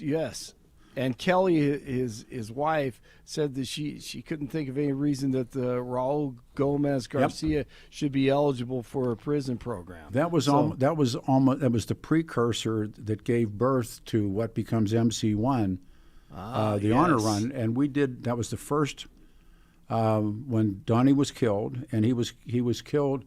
The guy, interestingly enough, and I had a conversation with a friend of mine who gave me phone numbers. We're going to have the family with us hopefully on Saturday. But he worked for John Hickenlooper, the killer did. And he worked, Hickenlooper owned the Cherry Cricket. Yes. And he was a dishwasher, and I was shown. Oh, that was the dishwasher. Yeah, that was a dishwasher that worked for, and I forgot about that. Yeah, I was shown the credentials that he used to get hired, and they were laughable. Wow, really? Oh, and in the end, it was his grandma that turned him in for the money. Is that right? Well, that's a story. Oh, and so a bunch of bikers, I got a call from, and I wasn't like I am with MC1, but I got a call because Donnie rode, and I said sure, and we did a run for Donnie Young, and that's right. Okay, so that's why the name sounded familiar. And that begins to later become, because of Jeff Schrader, and because of Frank DeAngelis, that leads into MC1, the honor run, because of Dave Baldwin. So, yeah, that was the first one of those. Thank God you guys did that. Well, of course, I mean, that's horrible. But I know that story too well. And sentenced to 80 years, but could become eligible for parole. Doesn't deserve to come out. No way. They had thrown him out of a party, and he came back with a gun and shot Donnie. Oh my God. Huh? And then he ran. He skipped into Mexico, and they put up a big reward, and his grandma turned him in. You know what? I don't think that would happen today. I really don't. I don't think they'd go looking for him. True. So true. Oof. Man. Now we're going to hopefully have the family with us on Saturday. That's sad. Okay. Yeah. That should be great. Michael Waltz, National Security Advisor, says this morning that Russian President Putin and DJT had a great conversation Tuesday in the first step to ending the war in Ukraine, and Putin did not make 47 wait an hour. Completely false, garbage, fake news. This is between two heads of state, a major call. There's, sometimes some technical difficulties. The call started on time, and it lasted for a very long time.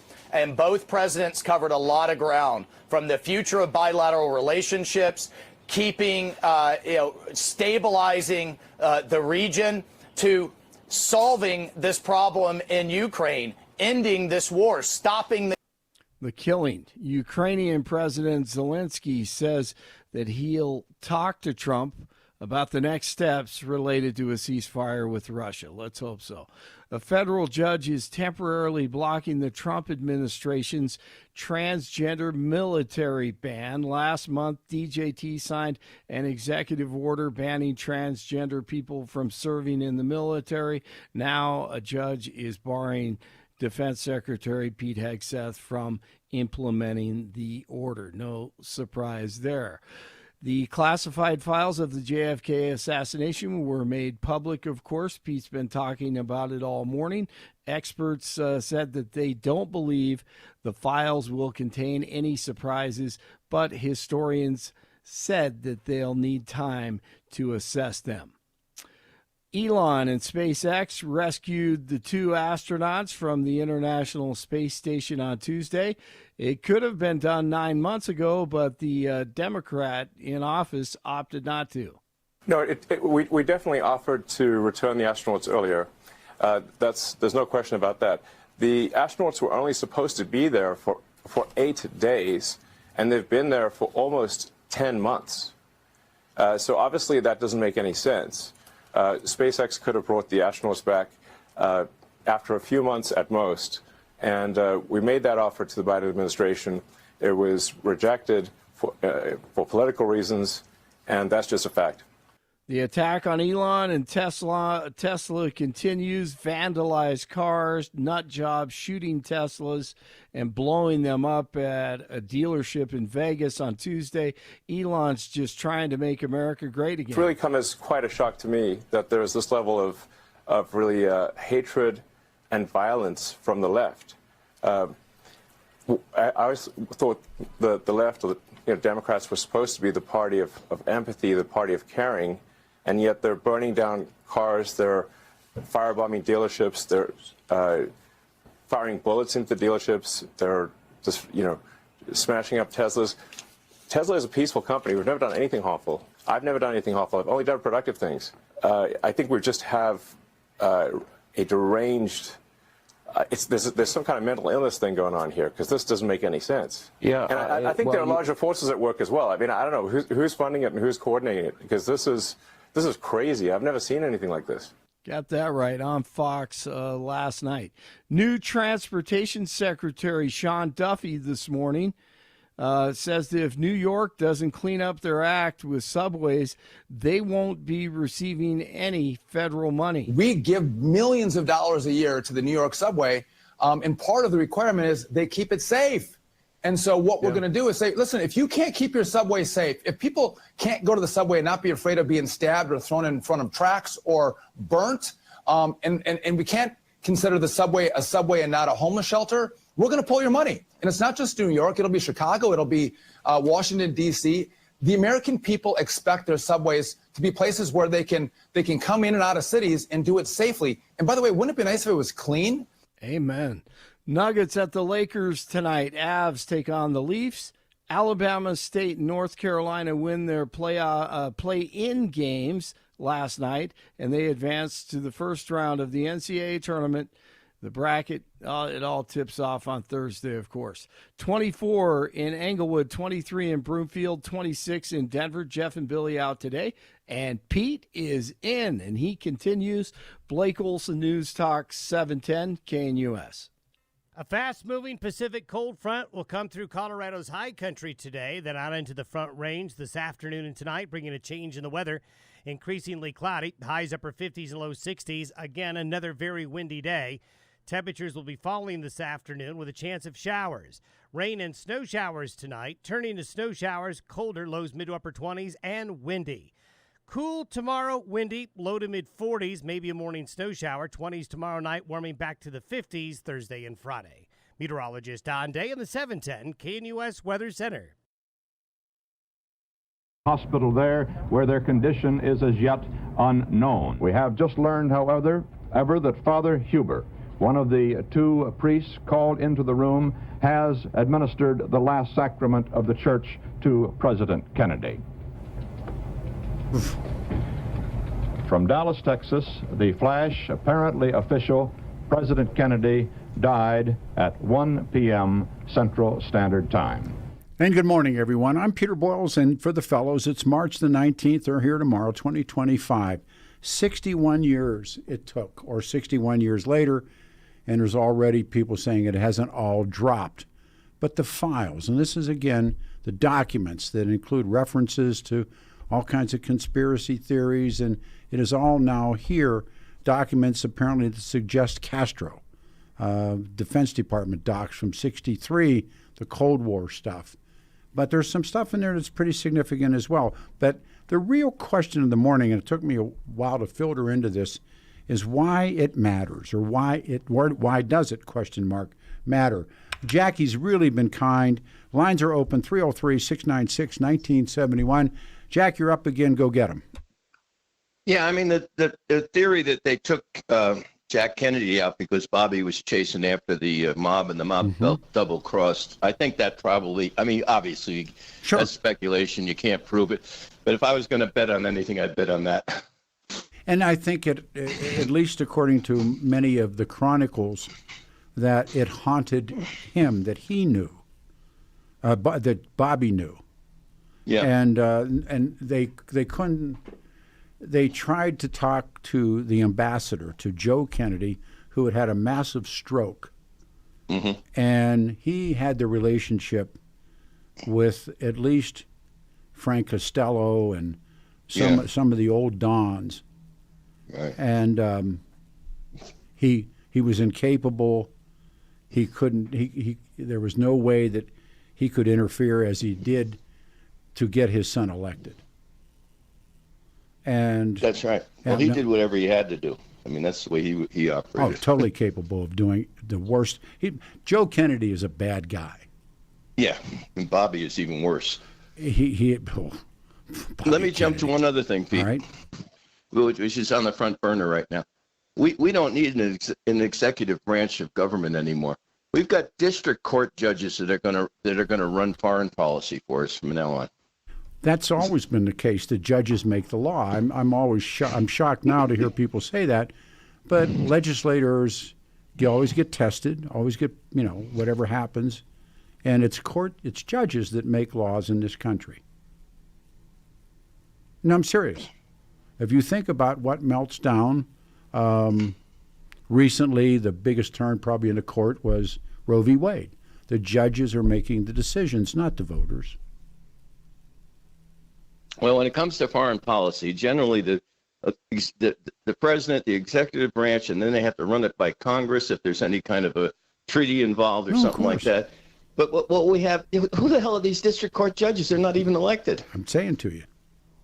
I mean, they shouldn't. But to stop that plane, to say you have to turn that plane around, I mean, that's a step way too far as far as I'm saying to you. Separation of powers. I mean, that just doesn't work. I'm saying to you, judges are, in my estimation, laws are not made by voters and the representatives of voters as a republic should be, rather made by court judges. We live in interesting times.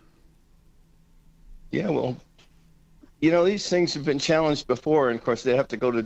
Once again, they go to the big court. Well, there's good. There's good and bad in this, and that's why, when they set the foundation of the government, you got the executive branch, and you got these guys and these guys, and they have allegedly. But when you get to things like Brown versus School Board, without the court, you got you're going nowhere. So. There's good moments and then there's bad moments, but the stuff that you're talking about, hey, and that was always the rap was how can these unelectable people, how can they call these shots? And they do. But the main argument would be that Trump was elected almost specifically to get these people out of this country, and some district court judge, for crying out loud, turns around and says, "Turn the plane around." I understand. I mean, there's a big hiccup in that. I understand. And therein lies, as the man said, therein lies the fight. Yeah. Well, they always say that the only recourse you have is to vote. Well, here you vote, and you turn around, some district court judge reverses what you voted for. So you don't have a recourse then. Well, I have the running gag. That's why at election time, always, vote against a judge, because you never know. You're probably going to get one of them. All right, buddy. All right. You're underway. 303-696-1971.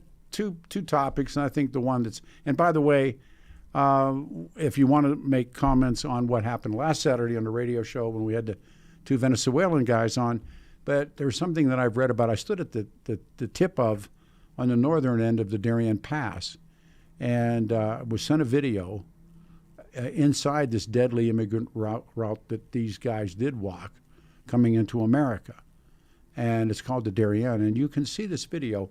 It's up 710knus.com, Peter Boyles, and you can see the video inside in the Darien Pass.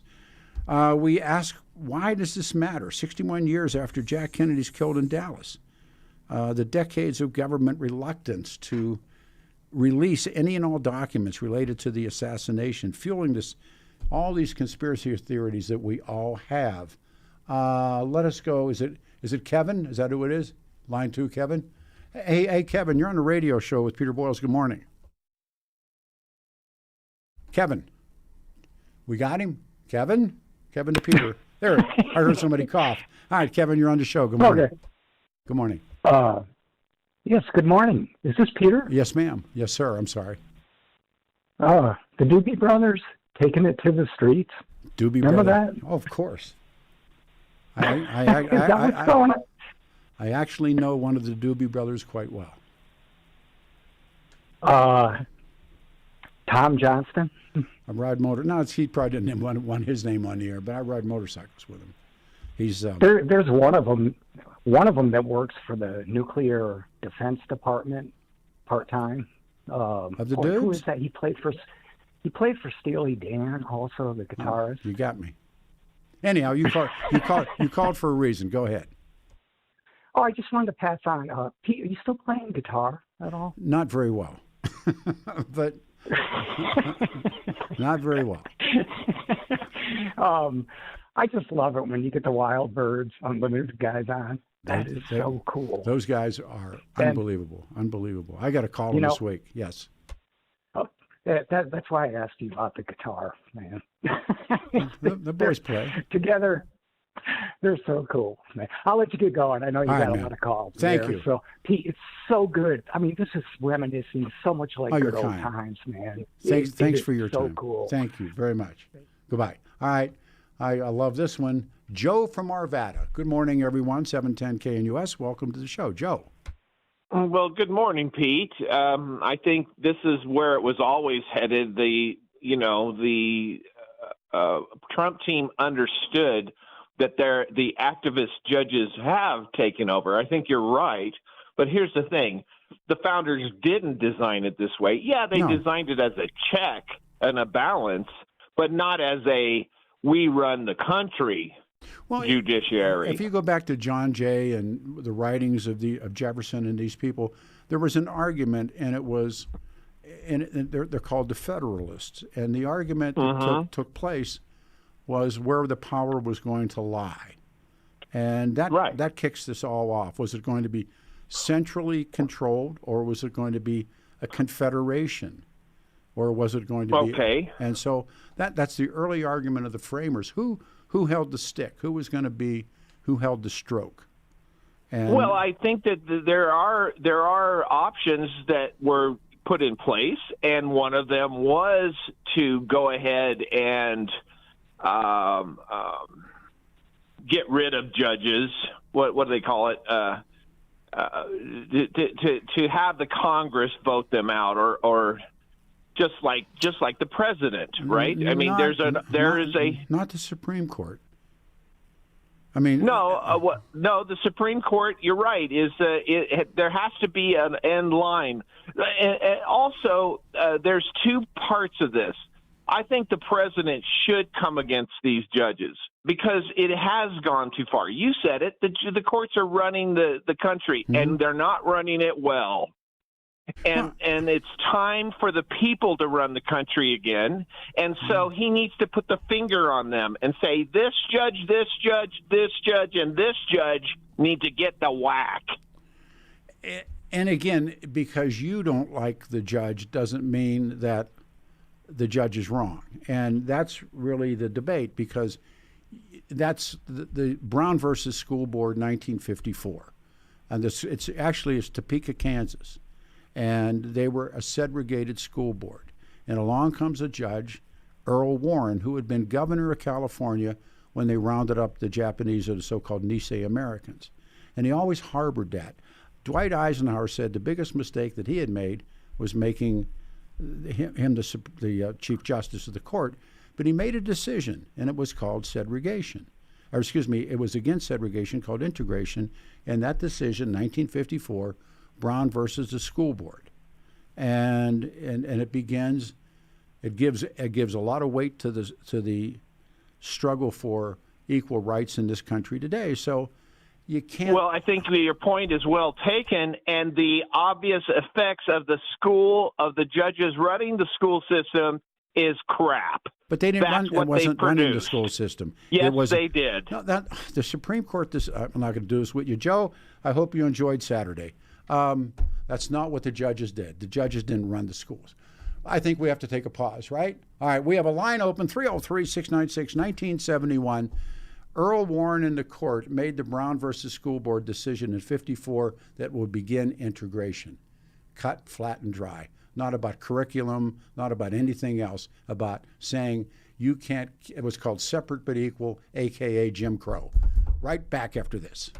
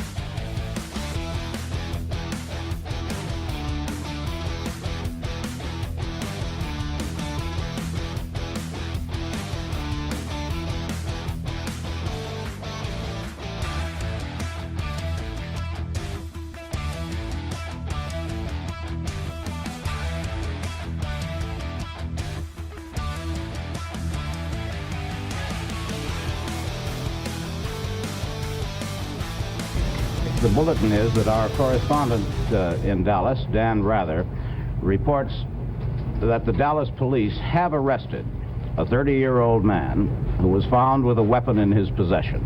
Can you tell me what your first reaction was, ma'am, when you... Tragedy that ever happened to this country since President Lincoln. Ma'am? I can't say that. People will remember today as a date to date things in their lives from, in the same way that they did in the case of President Roosevelt. They say, where were you when President Roosevelt died? They will say the same thing about where were you when you first heard the news of President Kennedy's assassination. This is the scene at Andrews Air Force Base for the casket of... It's Wednesday, everyone, March the 19th, 2025, and the 710 KNUS Weather Center weather. 45 the high, 58 on Thursday, and 55 on Friday. I'm Peter Boyles, and for the guys, they're back tomorrow. 61 years it takes. And now all of these documents drop, lines are jammed, and we're talking about a couple of different things, and that's kind of, again, as I say, talk radio, no man its master. It's transferring over into talking about judges. My website, 710knus.com, .peter/Peter, 710knus.com/Peter, the Darien. And it is, it's horrible, the Darien Gap, where this migrant route into the United States. Back to the phones we go. Lamar, you're on a radio show, man. Thank you, and good morning. Hey, good morning, Pete. Let me get you off speaker here. Thank you. Yeah, I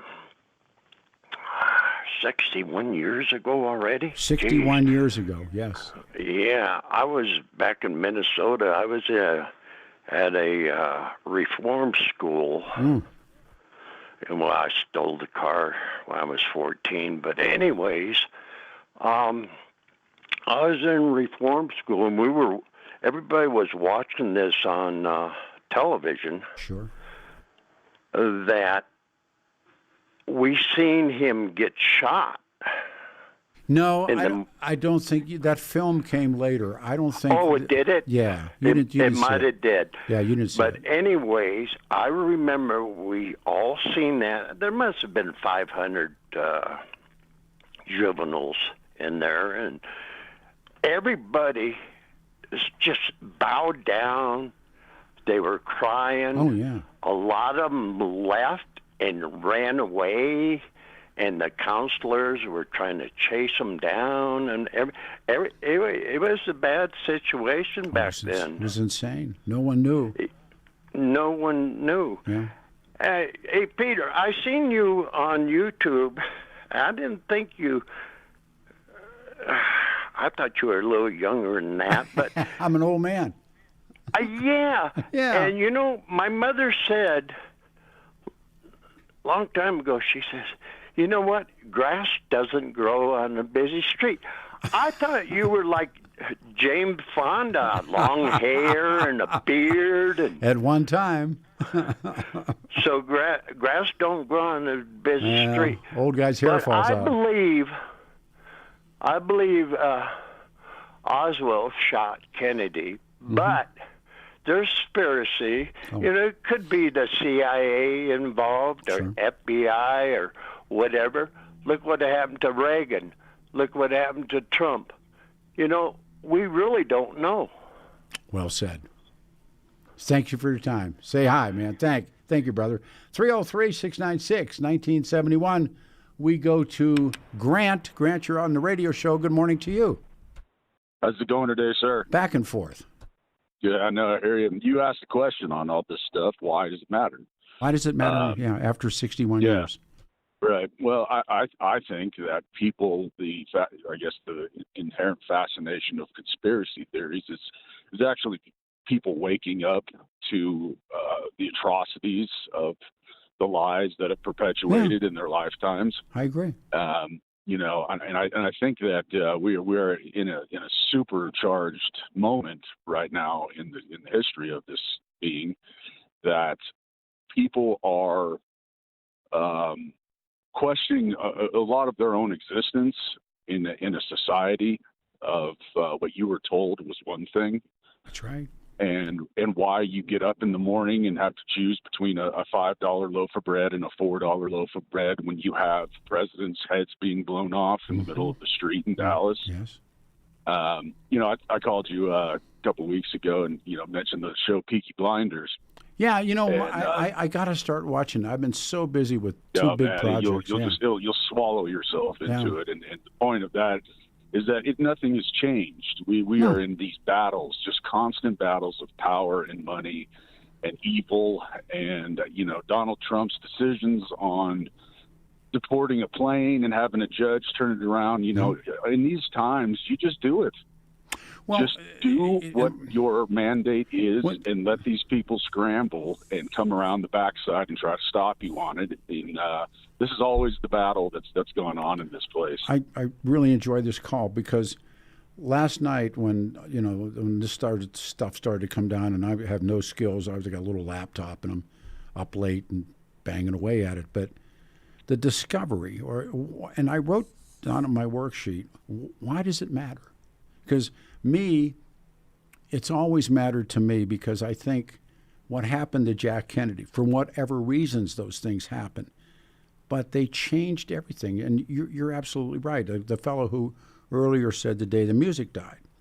And so all these decades of government reluctance to do, and then, and I say this, and it's interesting, I compare it to the Tesla stuff too, that in the 60s and in the first part of the 70s, when the left or the anti-war movement or whatever you wanted to call them were saying all of these things about the FBI, the CIA, American foreign policy, corporate policy abroad, all the different things that were said, and they were spit on and attacked and all the things that the right were saying about them. And now here we are in 2025. It's the conservatives who are saying, look at the FBI, look at the CIA, look at this, look at that. Look what happened. Look what corporate foreign policy did, and I agree with you. And it's a really interesting moment. Yeah, it's a weird pendulum swing, but it's an interesting truth reveal to see people kind of conglomerate onto something and have pieces start to fit. And I think that if you're looking around and you're surrounded by people who are coherent and logical and saying the same thing, you're probably in the right room. I agree. These people firebombing the Teslas, and I mean we're now looking at people scratching swastikas on cars again. Yes. And burning down immigrants' businesses. How funny is that? Not. It isn't. My God. And we are. I've said that everything has happened before. I mean the idea that this is new. No, it isn't, because if you look historically, there are so-called themes of history, and there's a whole school of that I kind of adhere to, much of it. But everything, every plot, every storyline, there's a couple of places: the Old Testament, Greek tragedies, Greek comedies, Shakespeare tragedies, Shakespeare comedies, and that's it. It's all repetitive. And so what you and I are living with right now has all happened before. Yeah. And the outcome is never good. Well, and I don't know, where does this, in your opinion, I mean, I look back through the battle of governments and how governments were built, and it can be all boiled down to a handful of things, and that's just ideologies. Nietzsche. I'm back reading Nietzsche, which shows you I have to get a life. But Nietzsche says that, remember this, everything that the government says is a lie. Right. Everything the government has, it stole from somebody. Yep. End of story. Yeah, I mean, that's every day you wake up and the phrase "you don't hate your government enough" rings very true. No, I hate my government. And that's a thing. It's a horrible thing to look at. What you're surrounded with in this country, because I worry less about the people in the power positions than I do about the people walking around me, because they're the ones that are putting these people in scenarios. I mean, I try to make that case. Hey, man, you voted for this guy. The late Alan Berg didn't vote, and he had this running line. It just encourages them. And he was one vote, but he was who he was. But he would say that all the time. I don't vote. Just encourages them. But last night when this started, these drops, and there's some real bizarre stuff in this, but it harkens me back. And I said, okay, so 61 years ago, and I'm this kid, and this man is murdered, and I don't know how old you are, but it was like no one knew who killed him or why, and people were blaming the communists did it, and just, on and on and on and on and on. And what comes out of it is Lyndon Johnson, the war in Southeast Asia, into Richard Nixon with Watergate lies. I mean, that was the last time I think I felt secure with my government. How does that work? Yeah. Well, I don't get as much lost in the need to know who and the justice that comes about on this stuff. I'm 45. I walked out of my shower in college and watched the Twin Towers drop on 3,000 people. Sure. Does it matter that there was 5 guys that did it or some other thing that did it? Yeah, it does. Yeah, it does matter. But it comes down to the fact that there is always going to be another something around the corner. Yep. And if Trump is what people have voted for, he is raising the church right now to the ground. And if people are, it's going to come to a spot where you've got such a resistance against him bringing the system that they have relied upon for their ease of life around them. And this is going to get real fast. You bet it is. And that's there's a Jefferson Airplane, Grace Slick, and that opening line, when the truth is found to be lies, doesn't something inside you die? Yeah. And don't you want somebody to love? And right. That opening line, when the truth is found to be lies, and all the stuff that we know Lyndon Johnson, when he put the Warren Commission together, he had people on the commission that hated each other. He had people on the commission that Jack Kennedy fired. He had the Dulleses. All these people were there, and they created a false document. Yeah, they did, and they did it with the 9/11 Commission. And so all of this stuff. And so here I sit as an old guy, doing a radio show, and this thing happens last night. And I think to myself, Peter, decades of people trying to tell the truth. And now what? Yeah, I think it's not even a quest for truth. No. It's just so that they can get people out of bed and to work the next day. I don't know. Without question. The one thing that I'm saying is one of the great things that jumped off to me last night was there's a document dated November 20th, 1991, and it appears to be a teletype of a U.S. intelligence reporting on none other than Lee Harvey Oswald and his time in the Soviet Union. And there's a guy called it's Nikonov, and he's a KGB guy, and he said he said Oswald can't shoot; he's a lousy shot. Right. And honestly, with this amount of documents, how many times in history has someone filed something that was totally bogus, and it took the entire process down somewhere else? I don't know who wrote the Bible. The whole Bush Cheney thing of going into the Middle East was manufactured by lies, and so right. There we are, and so was Lyndon Johnson, Southeast Asia. It was a lie, but Oswald was a lousy shot. That ain't a lie. Take care. Right. Great call. Right. Have fun, man. Enjoy me. Thank you. All right, where do we stand here, John? What do? We break? Okay.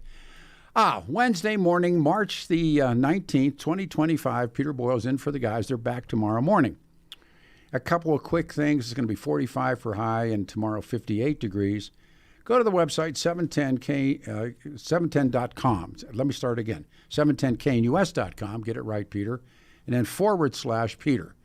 And we had with us last Saturday, and we've been over this before. These two guys are illegals. They're Venezuelans.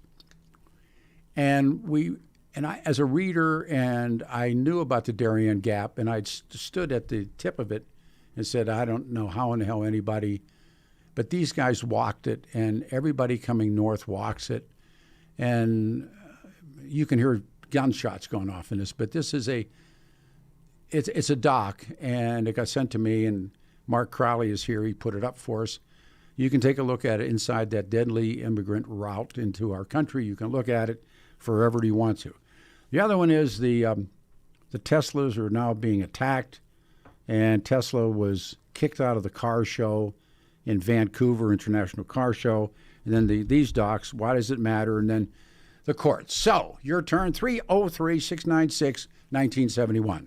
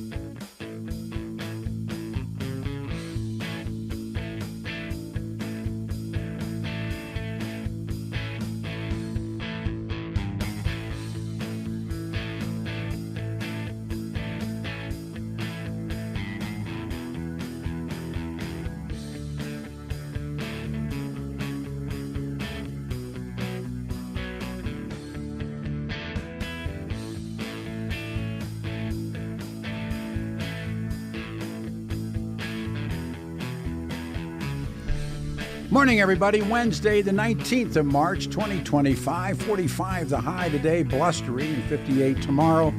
The FBI found these secret. Well, look what we got here. It is open lines, 303-696-1971 with the line open. We go to Aaron on line 2. Aaron, man. Hey, man, it's good to hear your voice. Hey, Peter Boyles, man. Normally, I try to get on there Saturday, but I'm working Saturdays. So that's why, unfortunately, I miss you on Saturdays. And I try to listen to when I can, but cool. But I'm a hard-working sucker stiff I know it. taxpayer. I know it. So so I got to work. And the thing is, though, about this so-called ceasefire. What do you think about this so-called ceasefire? There's two of them. Wait a minute, there's two of them. There's the Israeli ceasefire and there's the Ukrainian ceasefire. Which one do you want? Ukraine. Ukraine is going to end up a smaller country and ain't going to be in NATO. That's what did Robert Blake used to say, and that's the name of that tune. And that deal could have been, but it goes back to, it is the Cuban Missile Crisis in reverse.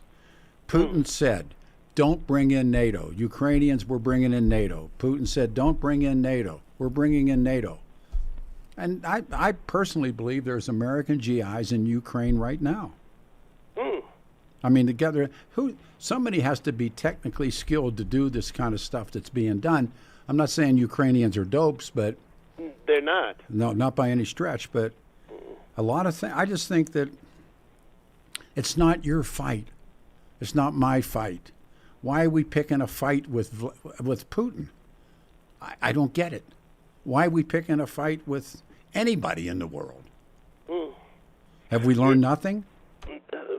No, Peter. No, we do not learn from history. And you know history, and Peter, of course, you're a student of history. A reader. Well, it doesn't matter. That's being a student of history. You know, history finds a way to repeat itself. It's doing it. And it's just insanity. And the thing is, when it comes to this issue with Ukraine, when Ukraine gave up its nuclear weapons, which of course was a big mistake, hindsight 2020, they should have been made part of NATO then. But for some reason, no. What do you think?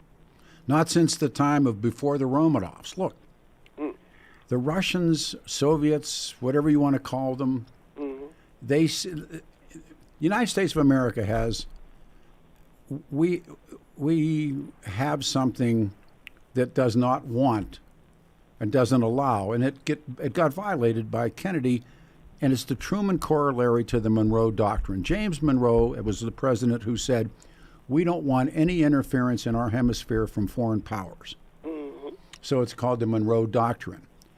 Harry Truman put something on it called the Truman corollary to the Monroe Doctrine.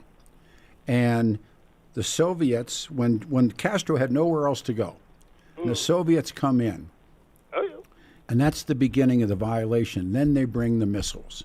Now, the same thing is true. Putin, Stalin, Romanovs, before the Romanovs, they looked and they saw the invaders come, whether they were Poles or whomever it was. And so when Jack Kennedy doesn't want missiles in Cuba, Vladimir Putin does not want missiles in Ukraine. And that is the beginning of the Ukrainian crisis. I am not defending Vladimir Putin before that begins. It's just truth is truth is truth. If it was okay for Jack Kennedy, you tell me if it's okay for Vladimir. I love your voice. It's good to hear you. All right, Bubba. Adios, amigo. All right.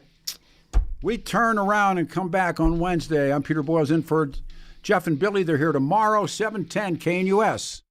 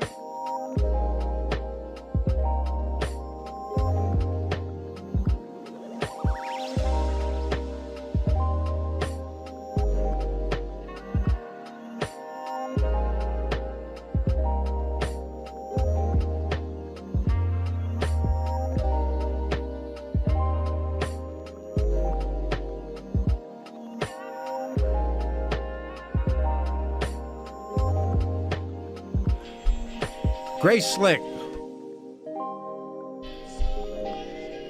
Wow. The opening of that song is When the Truth is Found to Be Lies. John, with apologies, can you back it out to the open? Because we used that line this morning vis-a-vis the, back it out, the JFK files. 1, 2, 3.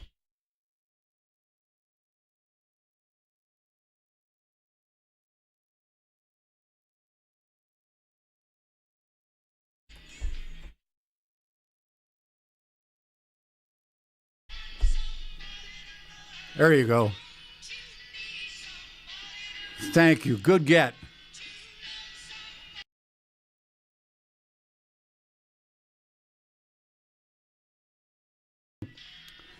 March 19th, 2025. I did a radio show with her once, Grace Slick. And whoo, she's a trip. 710 KNUS, but it is that morning and this morning, the FBI discovers they have 2,400 records tied to the Kennedy assassination that were never provided to anybody. Shock. And then there's, I don't know how many thousands, 78,000 different articles and pages have dropped. And we've often said this about the Kennedy assassination. The truth was always hidden. Onto things like the 9/11 Commission, Dr. King's death, Bobby Kennedy, all of it, when the truth is found. So I used the line, and John was smart enough to play the cut. All's well in the world, 710 KNUS Denver's talk station. I'm Peter Boyles in for the fellas. They're back tomorrow. I'm here Saturday, 9 until 1. And if you go to our website, and we did that show Saturday with the two illegals, and we masked it, and we had the interpreter, and I'd never met them. But they brought up what has been known as the Darien Gap, the passage. It's this migrant route into this country, and it's horrible. And a guy made a video. So it's up on my website, thanks to Mark Crowley, 710knus.com/Peter. Getting all of that out of the way, let us go to the seemingly abandoned warehouse. Is he in there?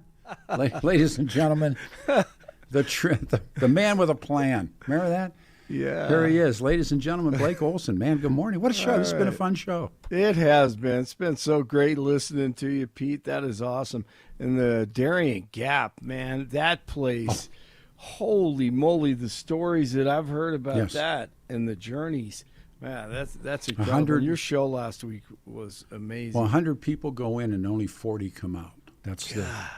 and they talk the great, but when I ask them first about it, they don't know it as the Darien Gap, and that's geographers and name givers, and they just call it hell. Right. They did. It is. Yeah. It really is. It's awful. It really is. Great job. Thank you. And this has been fun, and you've been great this morning. But well, thank you. I love having you talk about JFK. I mean, it's just.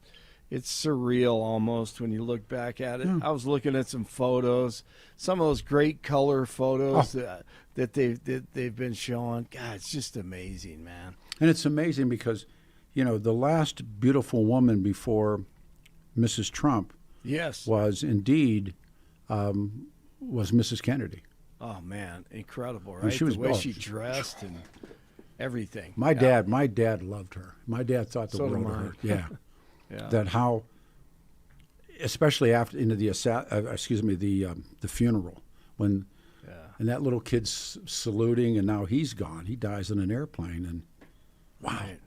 No, it's incredible. And actually, my mom would always talk about how beautiful she was, and how she dressed, and how she just represented the country. And that's what was so heartbreaking during that time for everyone who experienced it, It's just, and then they hid the truth. Oh. So and that's the part of it, that something inside you dies. And now we look at all this insanity we're looking at today, and have you ever talked about I think it was 3 or 4 guys that were on a train, or they ran to the train it was near Dealey Plaza, and they bring them back. They didn't know if they were involved or whatever. They bring them back, and one of them ends up being Woody Harrelson's dad.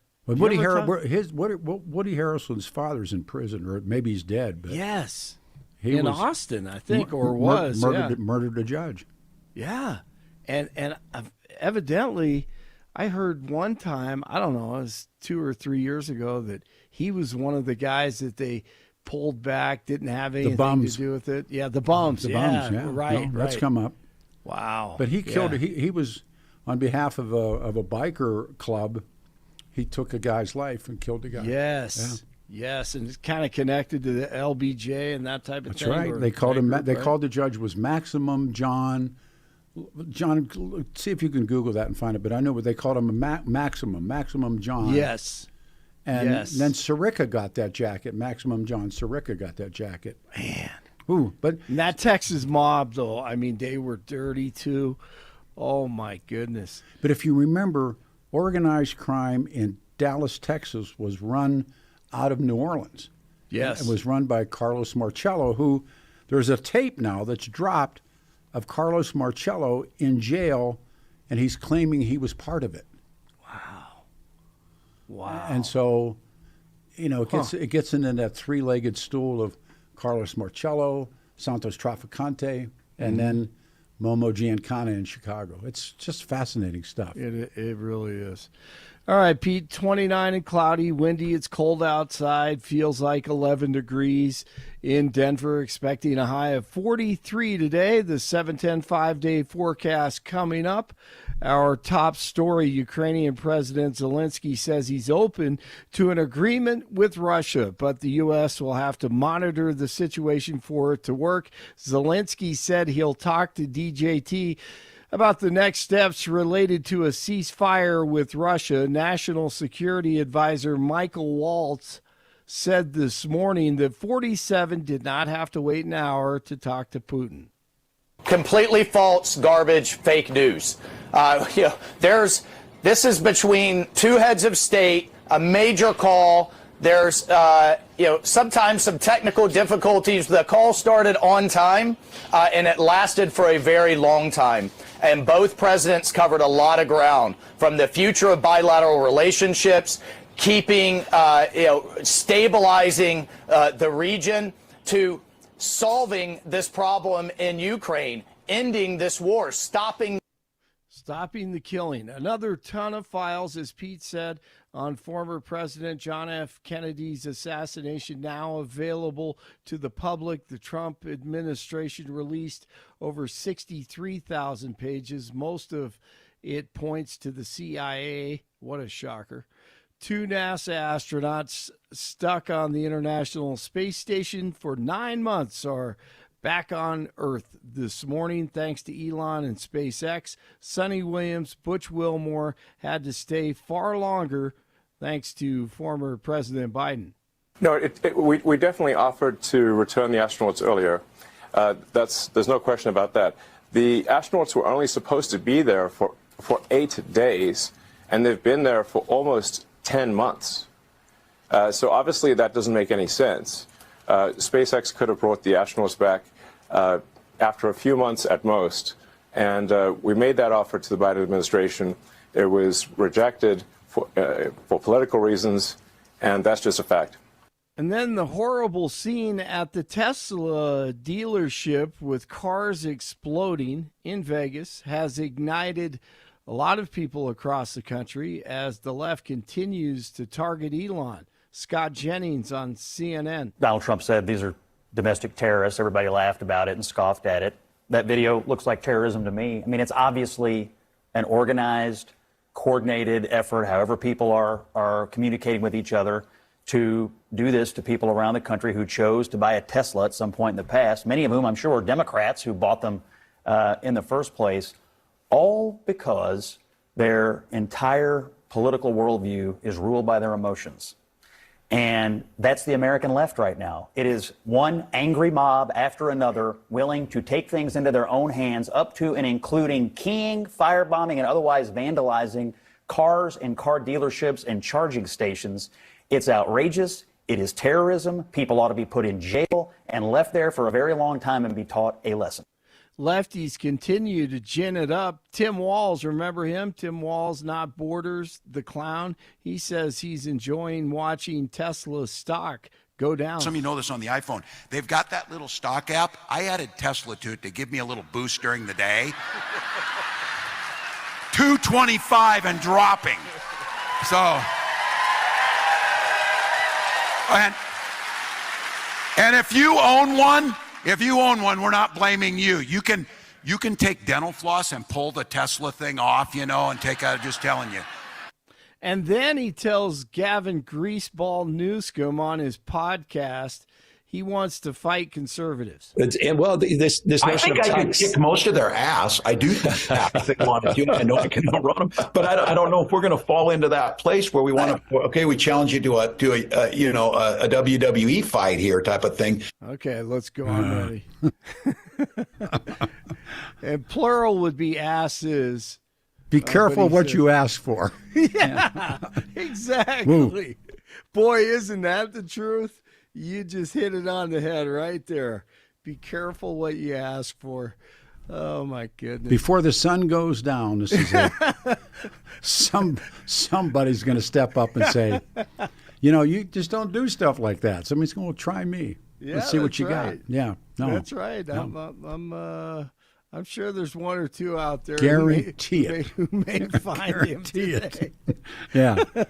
You think even Tyson, Tyson and Trump are kind of buddies, it's exactly. I think Mikey get in there and rough him up, Oh, I don't know. Yeah, I don't know if he could tear him up or not. That guy, come on. I can't believe he said that. Don't ever say that. No. Don't ever say that. No way. Somebody out there with their hand in the air, shoot. Yeah. There's at least one.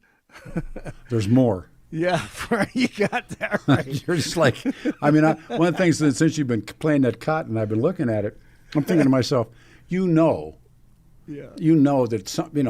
there is somebody that's going to make a name. Oh, yeah. Absolutely. Give me a shot at this. That's right. I'll buy tickets. Let's go. Let's go. Get in the ring. Hey, the parents of the missing University of Pittsburgh student in the Dominican Republic, they say they have come to terms with the possibility that she drowned. 20-year-old Sudiska Kunanki was on the Caribbean island for spring break when she went missing. A massive search was conducted at the Punta Cana resort after the college student disappeared earlier this month. Avalanche take on the Leafs tonight, the Nuggets at the Lakers, and the NCAA tournament tips off on Thursday, and you can go ahead and add North Carolina and Alabama State. They won their play-in games last night. 26 in Greenwood Village, 27 in North Glen, 29 in Denver. Jeff and Billy are out today, and Pete's ready to fight. Great save. Good save. Thank you. I appreciate it. Hey, I have to tell you really quick. I just figured this out. My alma mater, Troy, is in the tournament, which starts in 2 days. Alabama State is in, which is just up the road in Montgomery. And Auburn is the number one seed in the tournament. It's like a triangle, and they're like within maybe 40 miles of each other. I do that because it entertained me. I know most people don't care, but I just looked at that. That's pretty cool. Cool. All right. Hey, have a great morning, Pete. Thanks, Bubba. Blake Olson, News Talk 710 KNUS. A fast-moving Pacific cold front will come through Colorado's high country today, then out into the Front Range this afternoon and tonight, bringing a change in the weather. Increasingly cloudy, highs upper 50s and low 60s. Again, another very windy day. Temperatures will be falling this afternoon with a chance of showers. Rain and snow showers tonight, turning to snow showers, colder, lows mid to upper 20s, and windy. Cool tomorrow, windy, low to mid 40s, maybe a morning snow shower. 20s tomorrow night, warming back to the 50s Thursday and Friday. Meteorologist Don Day in the 710 KNUS Weather Center.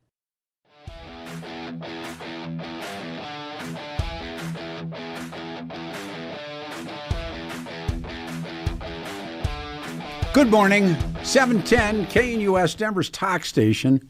I'm Peter Boyles in for the fellows. They're back here tomorrow morning, and then we are back Saturday morning, 9 until 1, And it's all coming together for some shows there. We'll get some of the experts that we have had in the past on the Kennedy assassination. So let me reset everybody.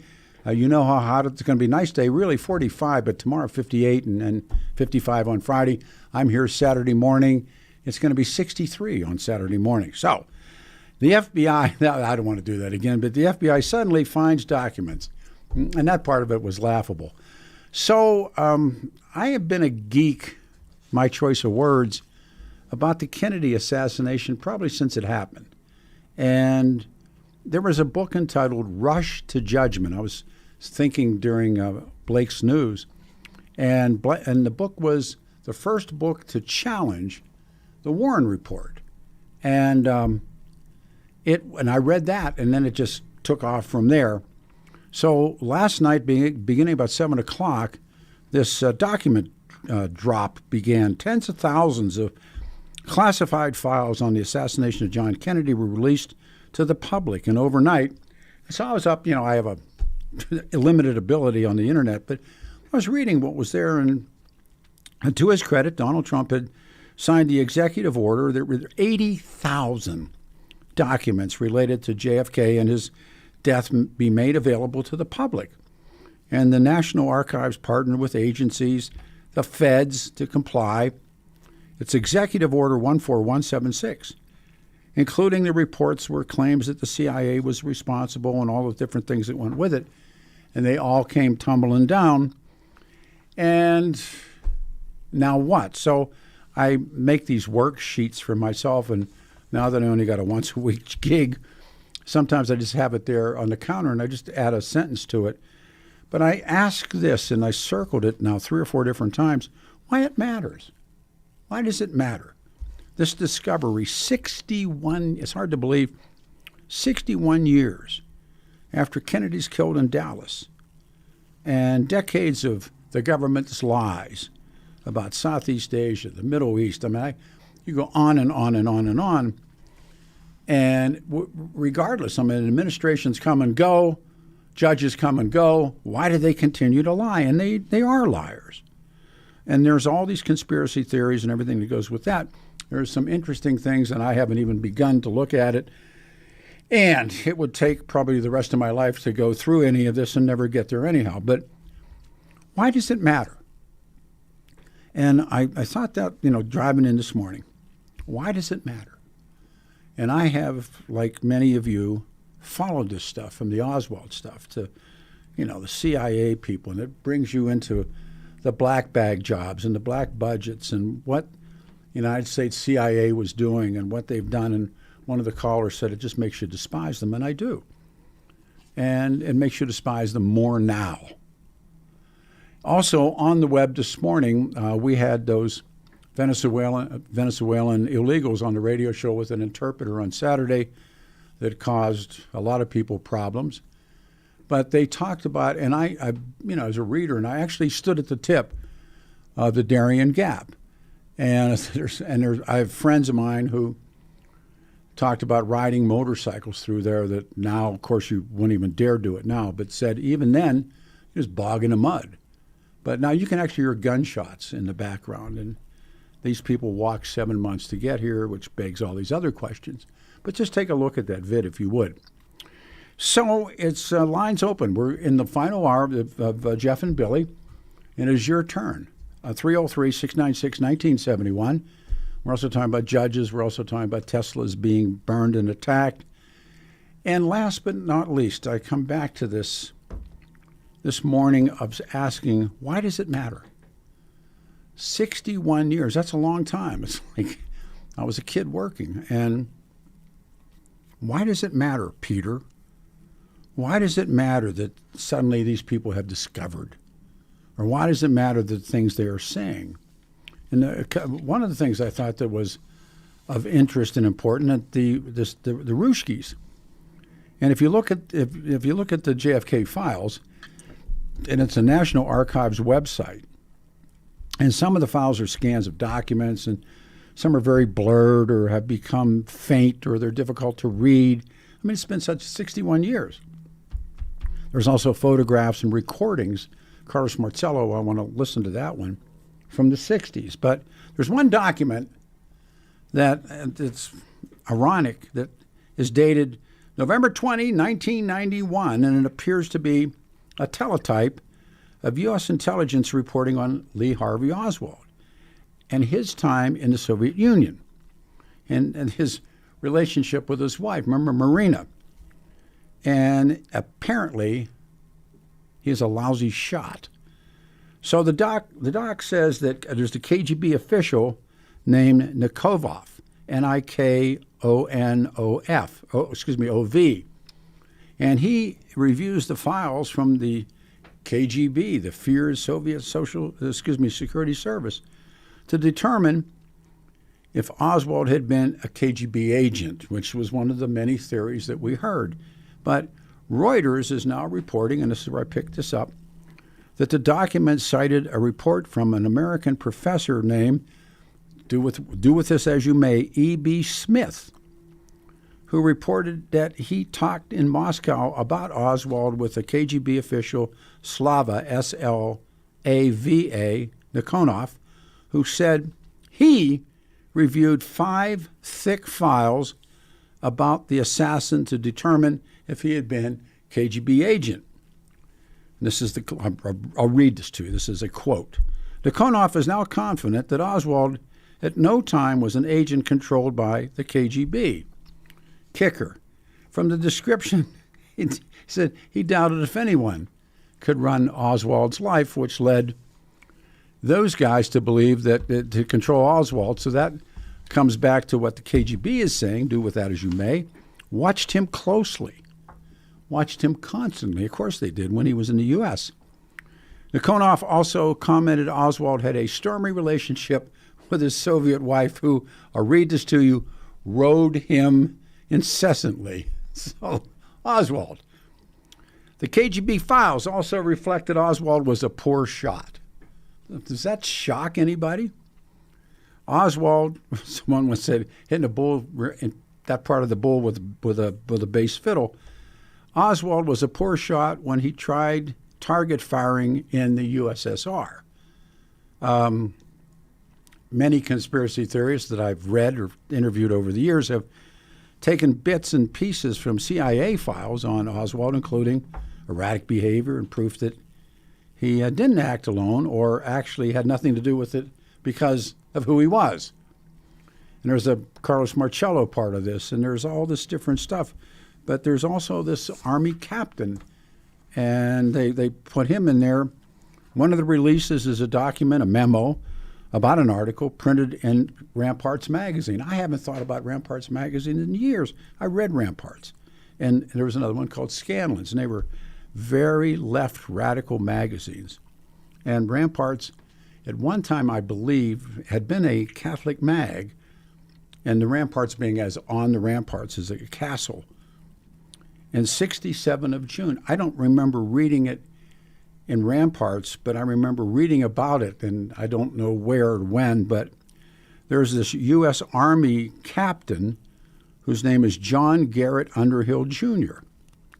And the passage reads, again from what we're able to see, the day after the assassination, Gary Underhill left Washington in a hurry. Late in the evening, he showed up at the home of a friend in New Jersey, and he was very agitated.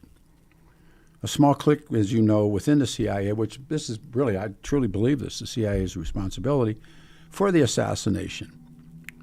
And he quotes, he's confining, he said he was afraid for his life and probably would have to leave the country.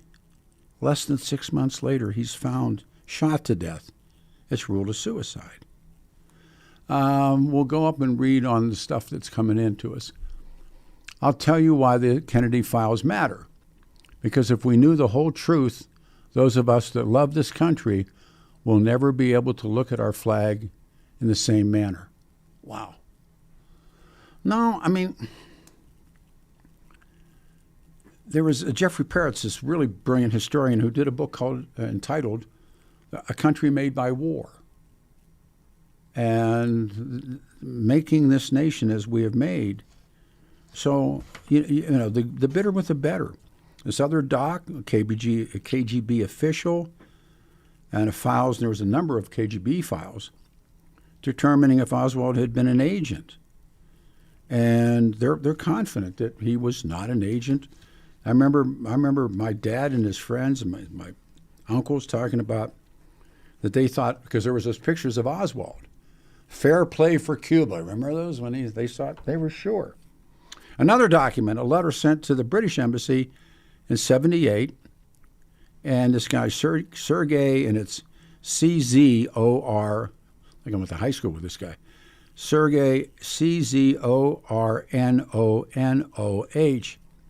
In 1978, he makes this claim that he was detained in London in July 18th, 1963, and told them about Lee Harvey Oswald and claimed that he planned to kill JFK. There are deductions. There are redacted parts. Some appear to have been crossed through with black markings. Others, the docs are unreadable, but there they are. So we got a break time coming here. It's Wednesday. It's going to be 45 for a high, 303-696-1971. Philosophically, why? I love this text. Why does it matter? After 61 fill-in-the-blank years, here we sit. And we have, other fish to fry, which of course you can, but why does it matter? I love this guy's text because if we knew the whole truth, those of us that love this country will never be able to look at our flag in the same manner. There's a couple of great text messages this morning. I'm Peter Boyles. I am in for the fellows. They're back tomorrow. This question again, lines are open, 303-696-1971. Why does this morning, these documents, 61 years after he was killed in Dallas, decades of government lies and distortions and refusals, why now does it matter? We're old men. 303-696-1971. Tough one, isn't it? Stay here, 710 KNUS.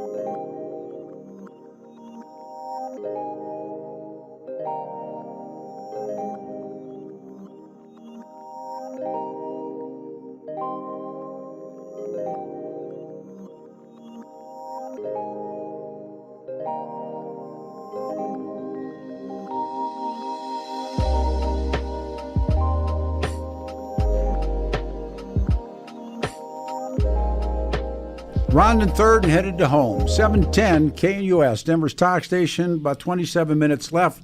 You can get in. This is one of those mornings that makes me it's those things that make you go, 710 KNUS, this is the document drop morning on the Kennedy assassination. I'm Peter Boyles sitting in for Jeff and Billy. They're back here tomorrow morning. They'll do it again. They start at 6, and I'm here 9 o'clock on Saturday morning, and Adam and I are already scheming up what we want to do.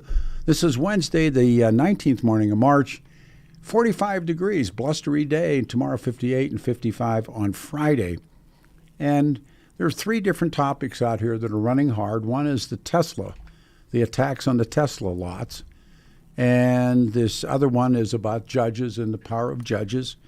And the number one, in my mind, the number one most important thing this morning is this document drop where Donald Trump signs an executive order, 80,000 documents relating to Jack Kennedy and his death to be made available to the public.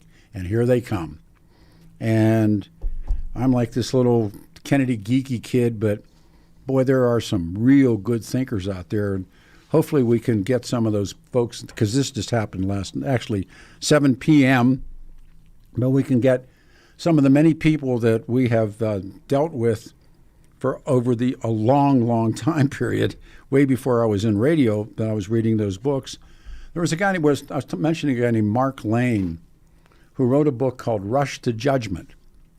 And it was the first book to take on the Warren Report. So jump ahead in time, and now I'm a burgeoning talk show host at a radio station that should be, it was WKRP in Denver.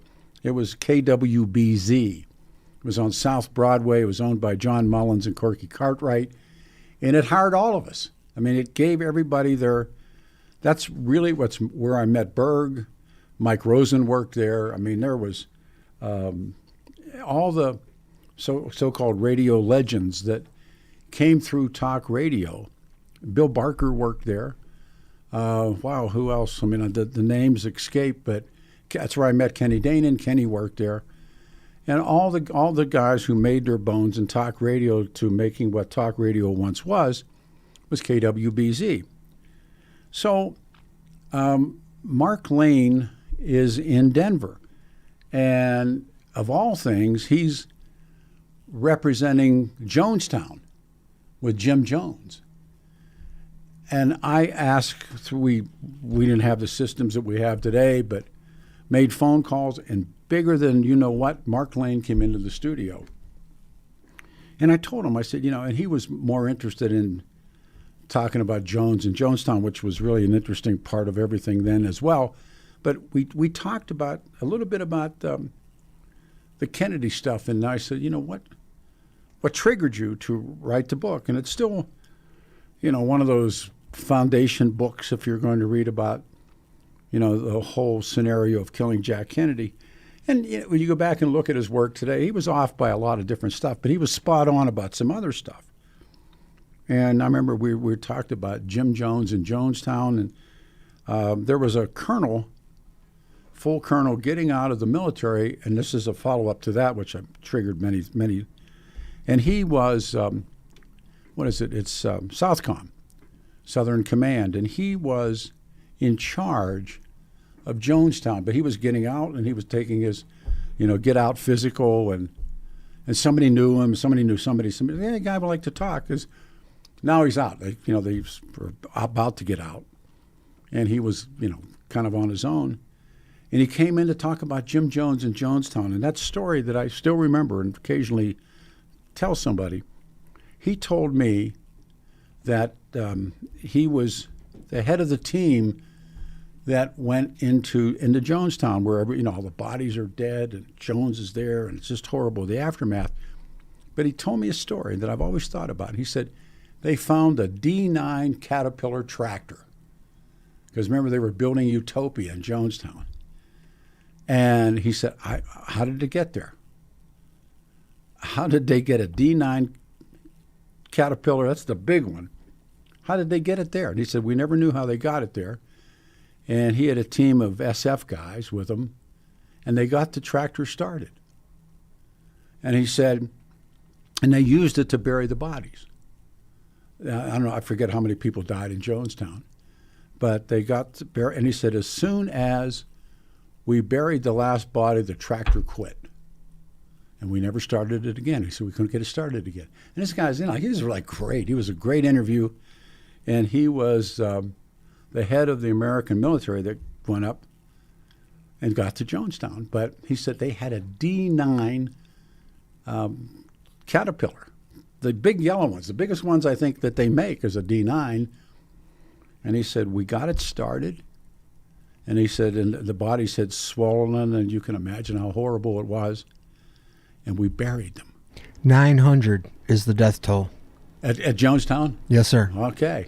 But he said we buried every one of the bodies, and then the tractor stopped. And we never could get them started again. Probably ran out of gas, or diesel. But that was the story. And I had met, and because he was here for the same, I forget what the reasons were why they were, well, the one guy was getting out. But and again, rush to judgment. Mark Lane. And that was the first of the triggers. Then there was Lasky's book, The Dark Side of Camelot. And he said all kinds of stuff about the Kennedys. I just finished a book, and we'll see if we can, I don't even know if the guy's alive, called Brothers, Sons and Brothers, about Bobby and Jack Kennedy and their father. And it's a damning book. So this assassination files are released, and they're really released by Donald Trump. And we don't know all what's there.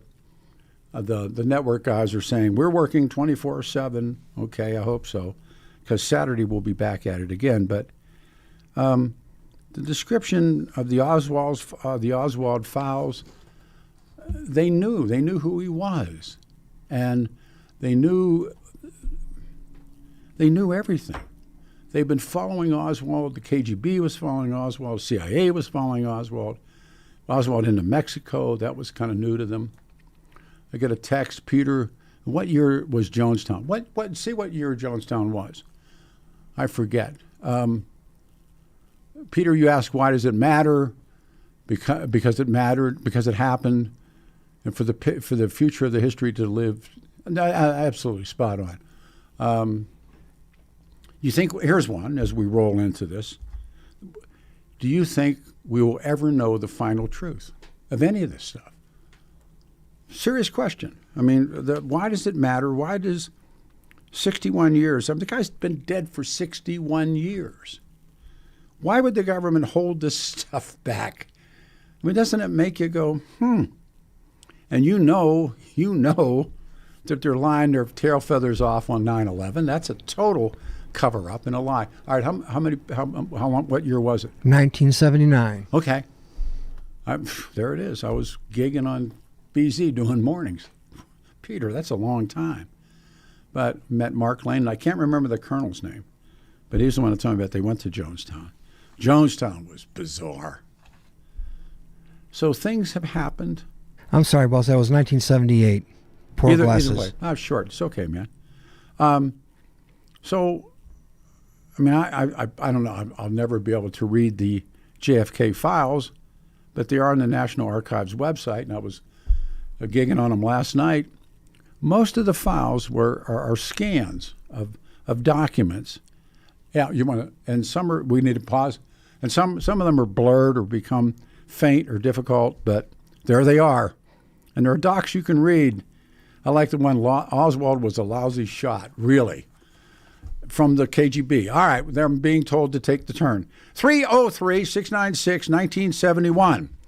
You're up. And we're back here 9 to 1 on 710 KNUS on Saturday morning. On the website is this, take a look at this, inside this immigrant route into our country. The Darien Gap, it's up. Go to the website, 710knus.com/Peter. All right, John Boy, get us out of here.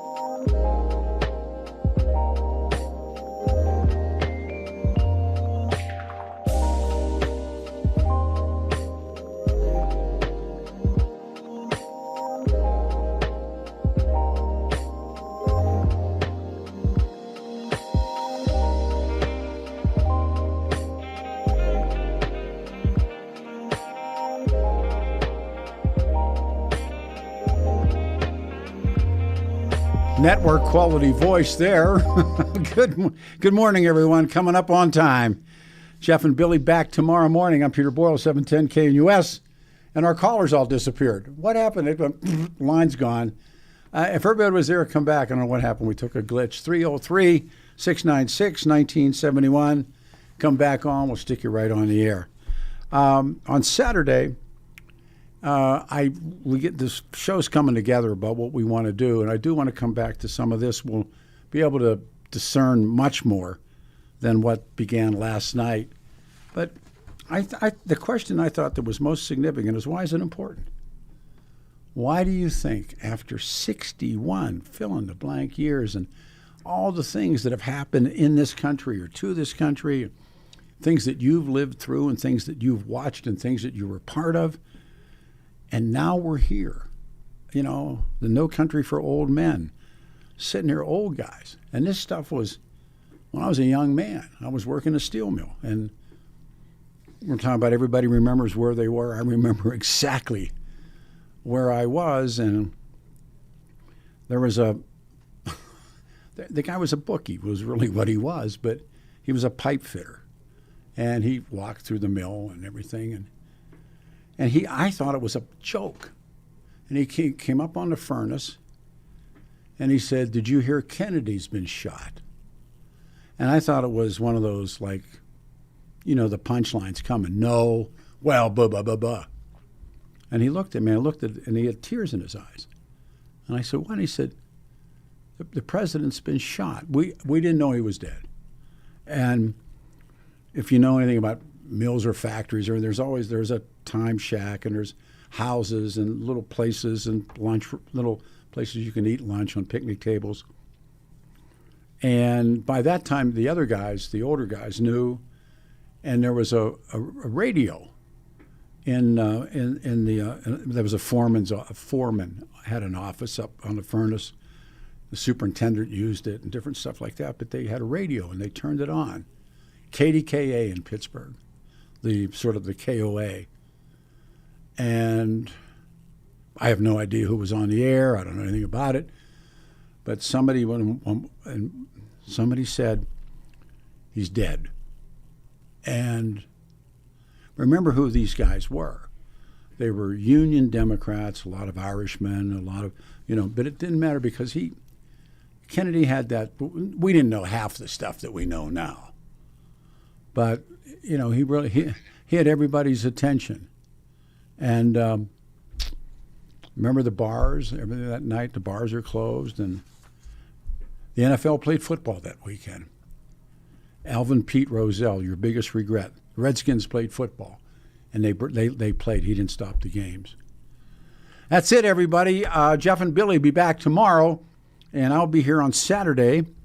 And Adam and I are scheming up stuff right now.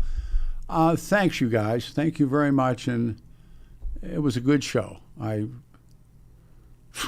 Makes me happy and makes me really, really, really, really, really run backwards down memory lane and say, you're an old dude, Peter.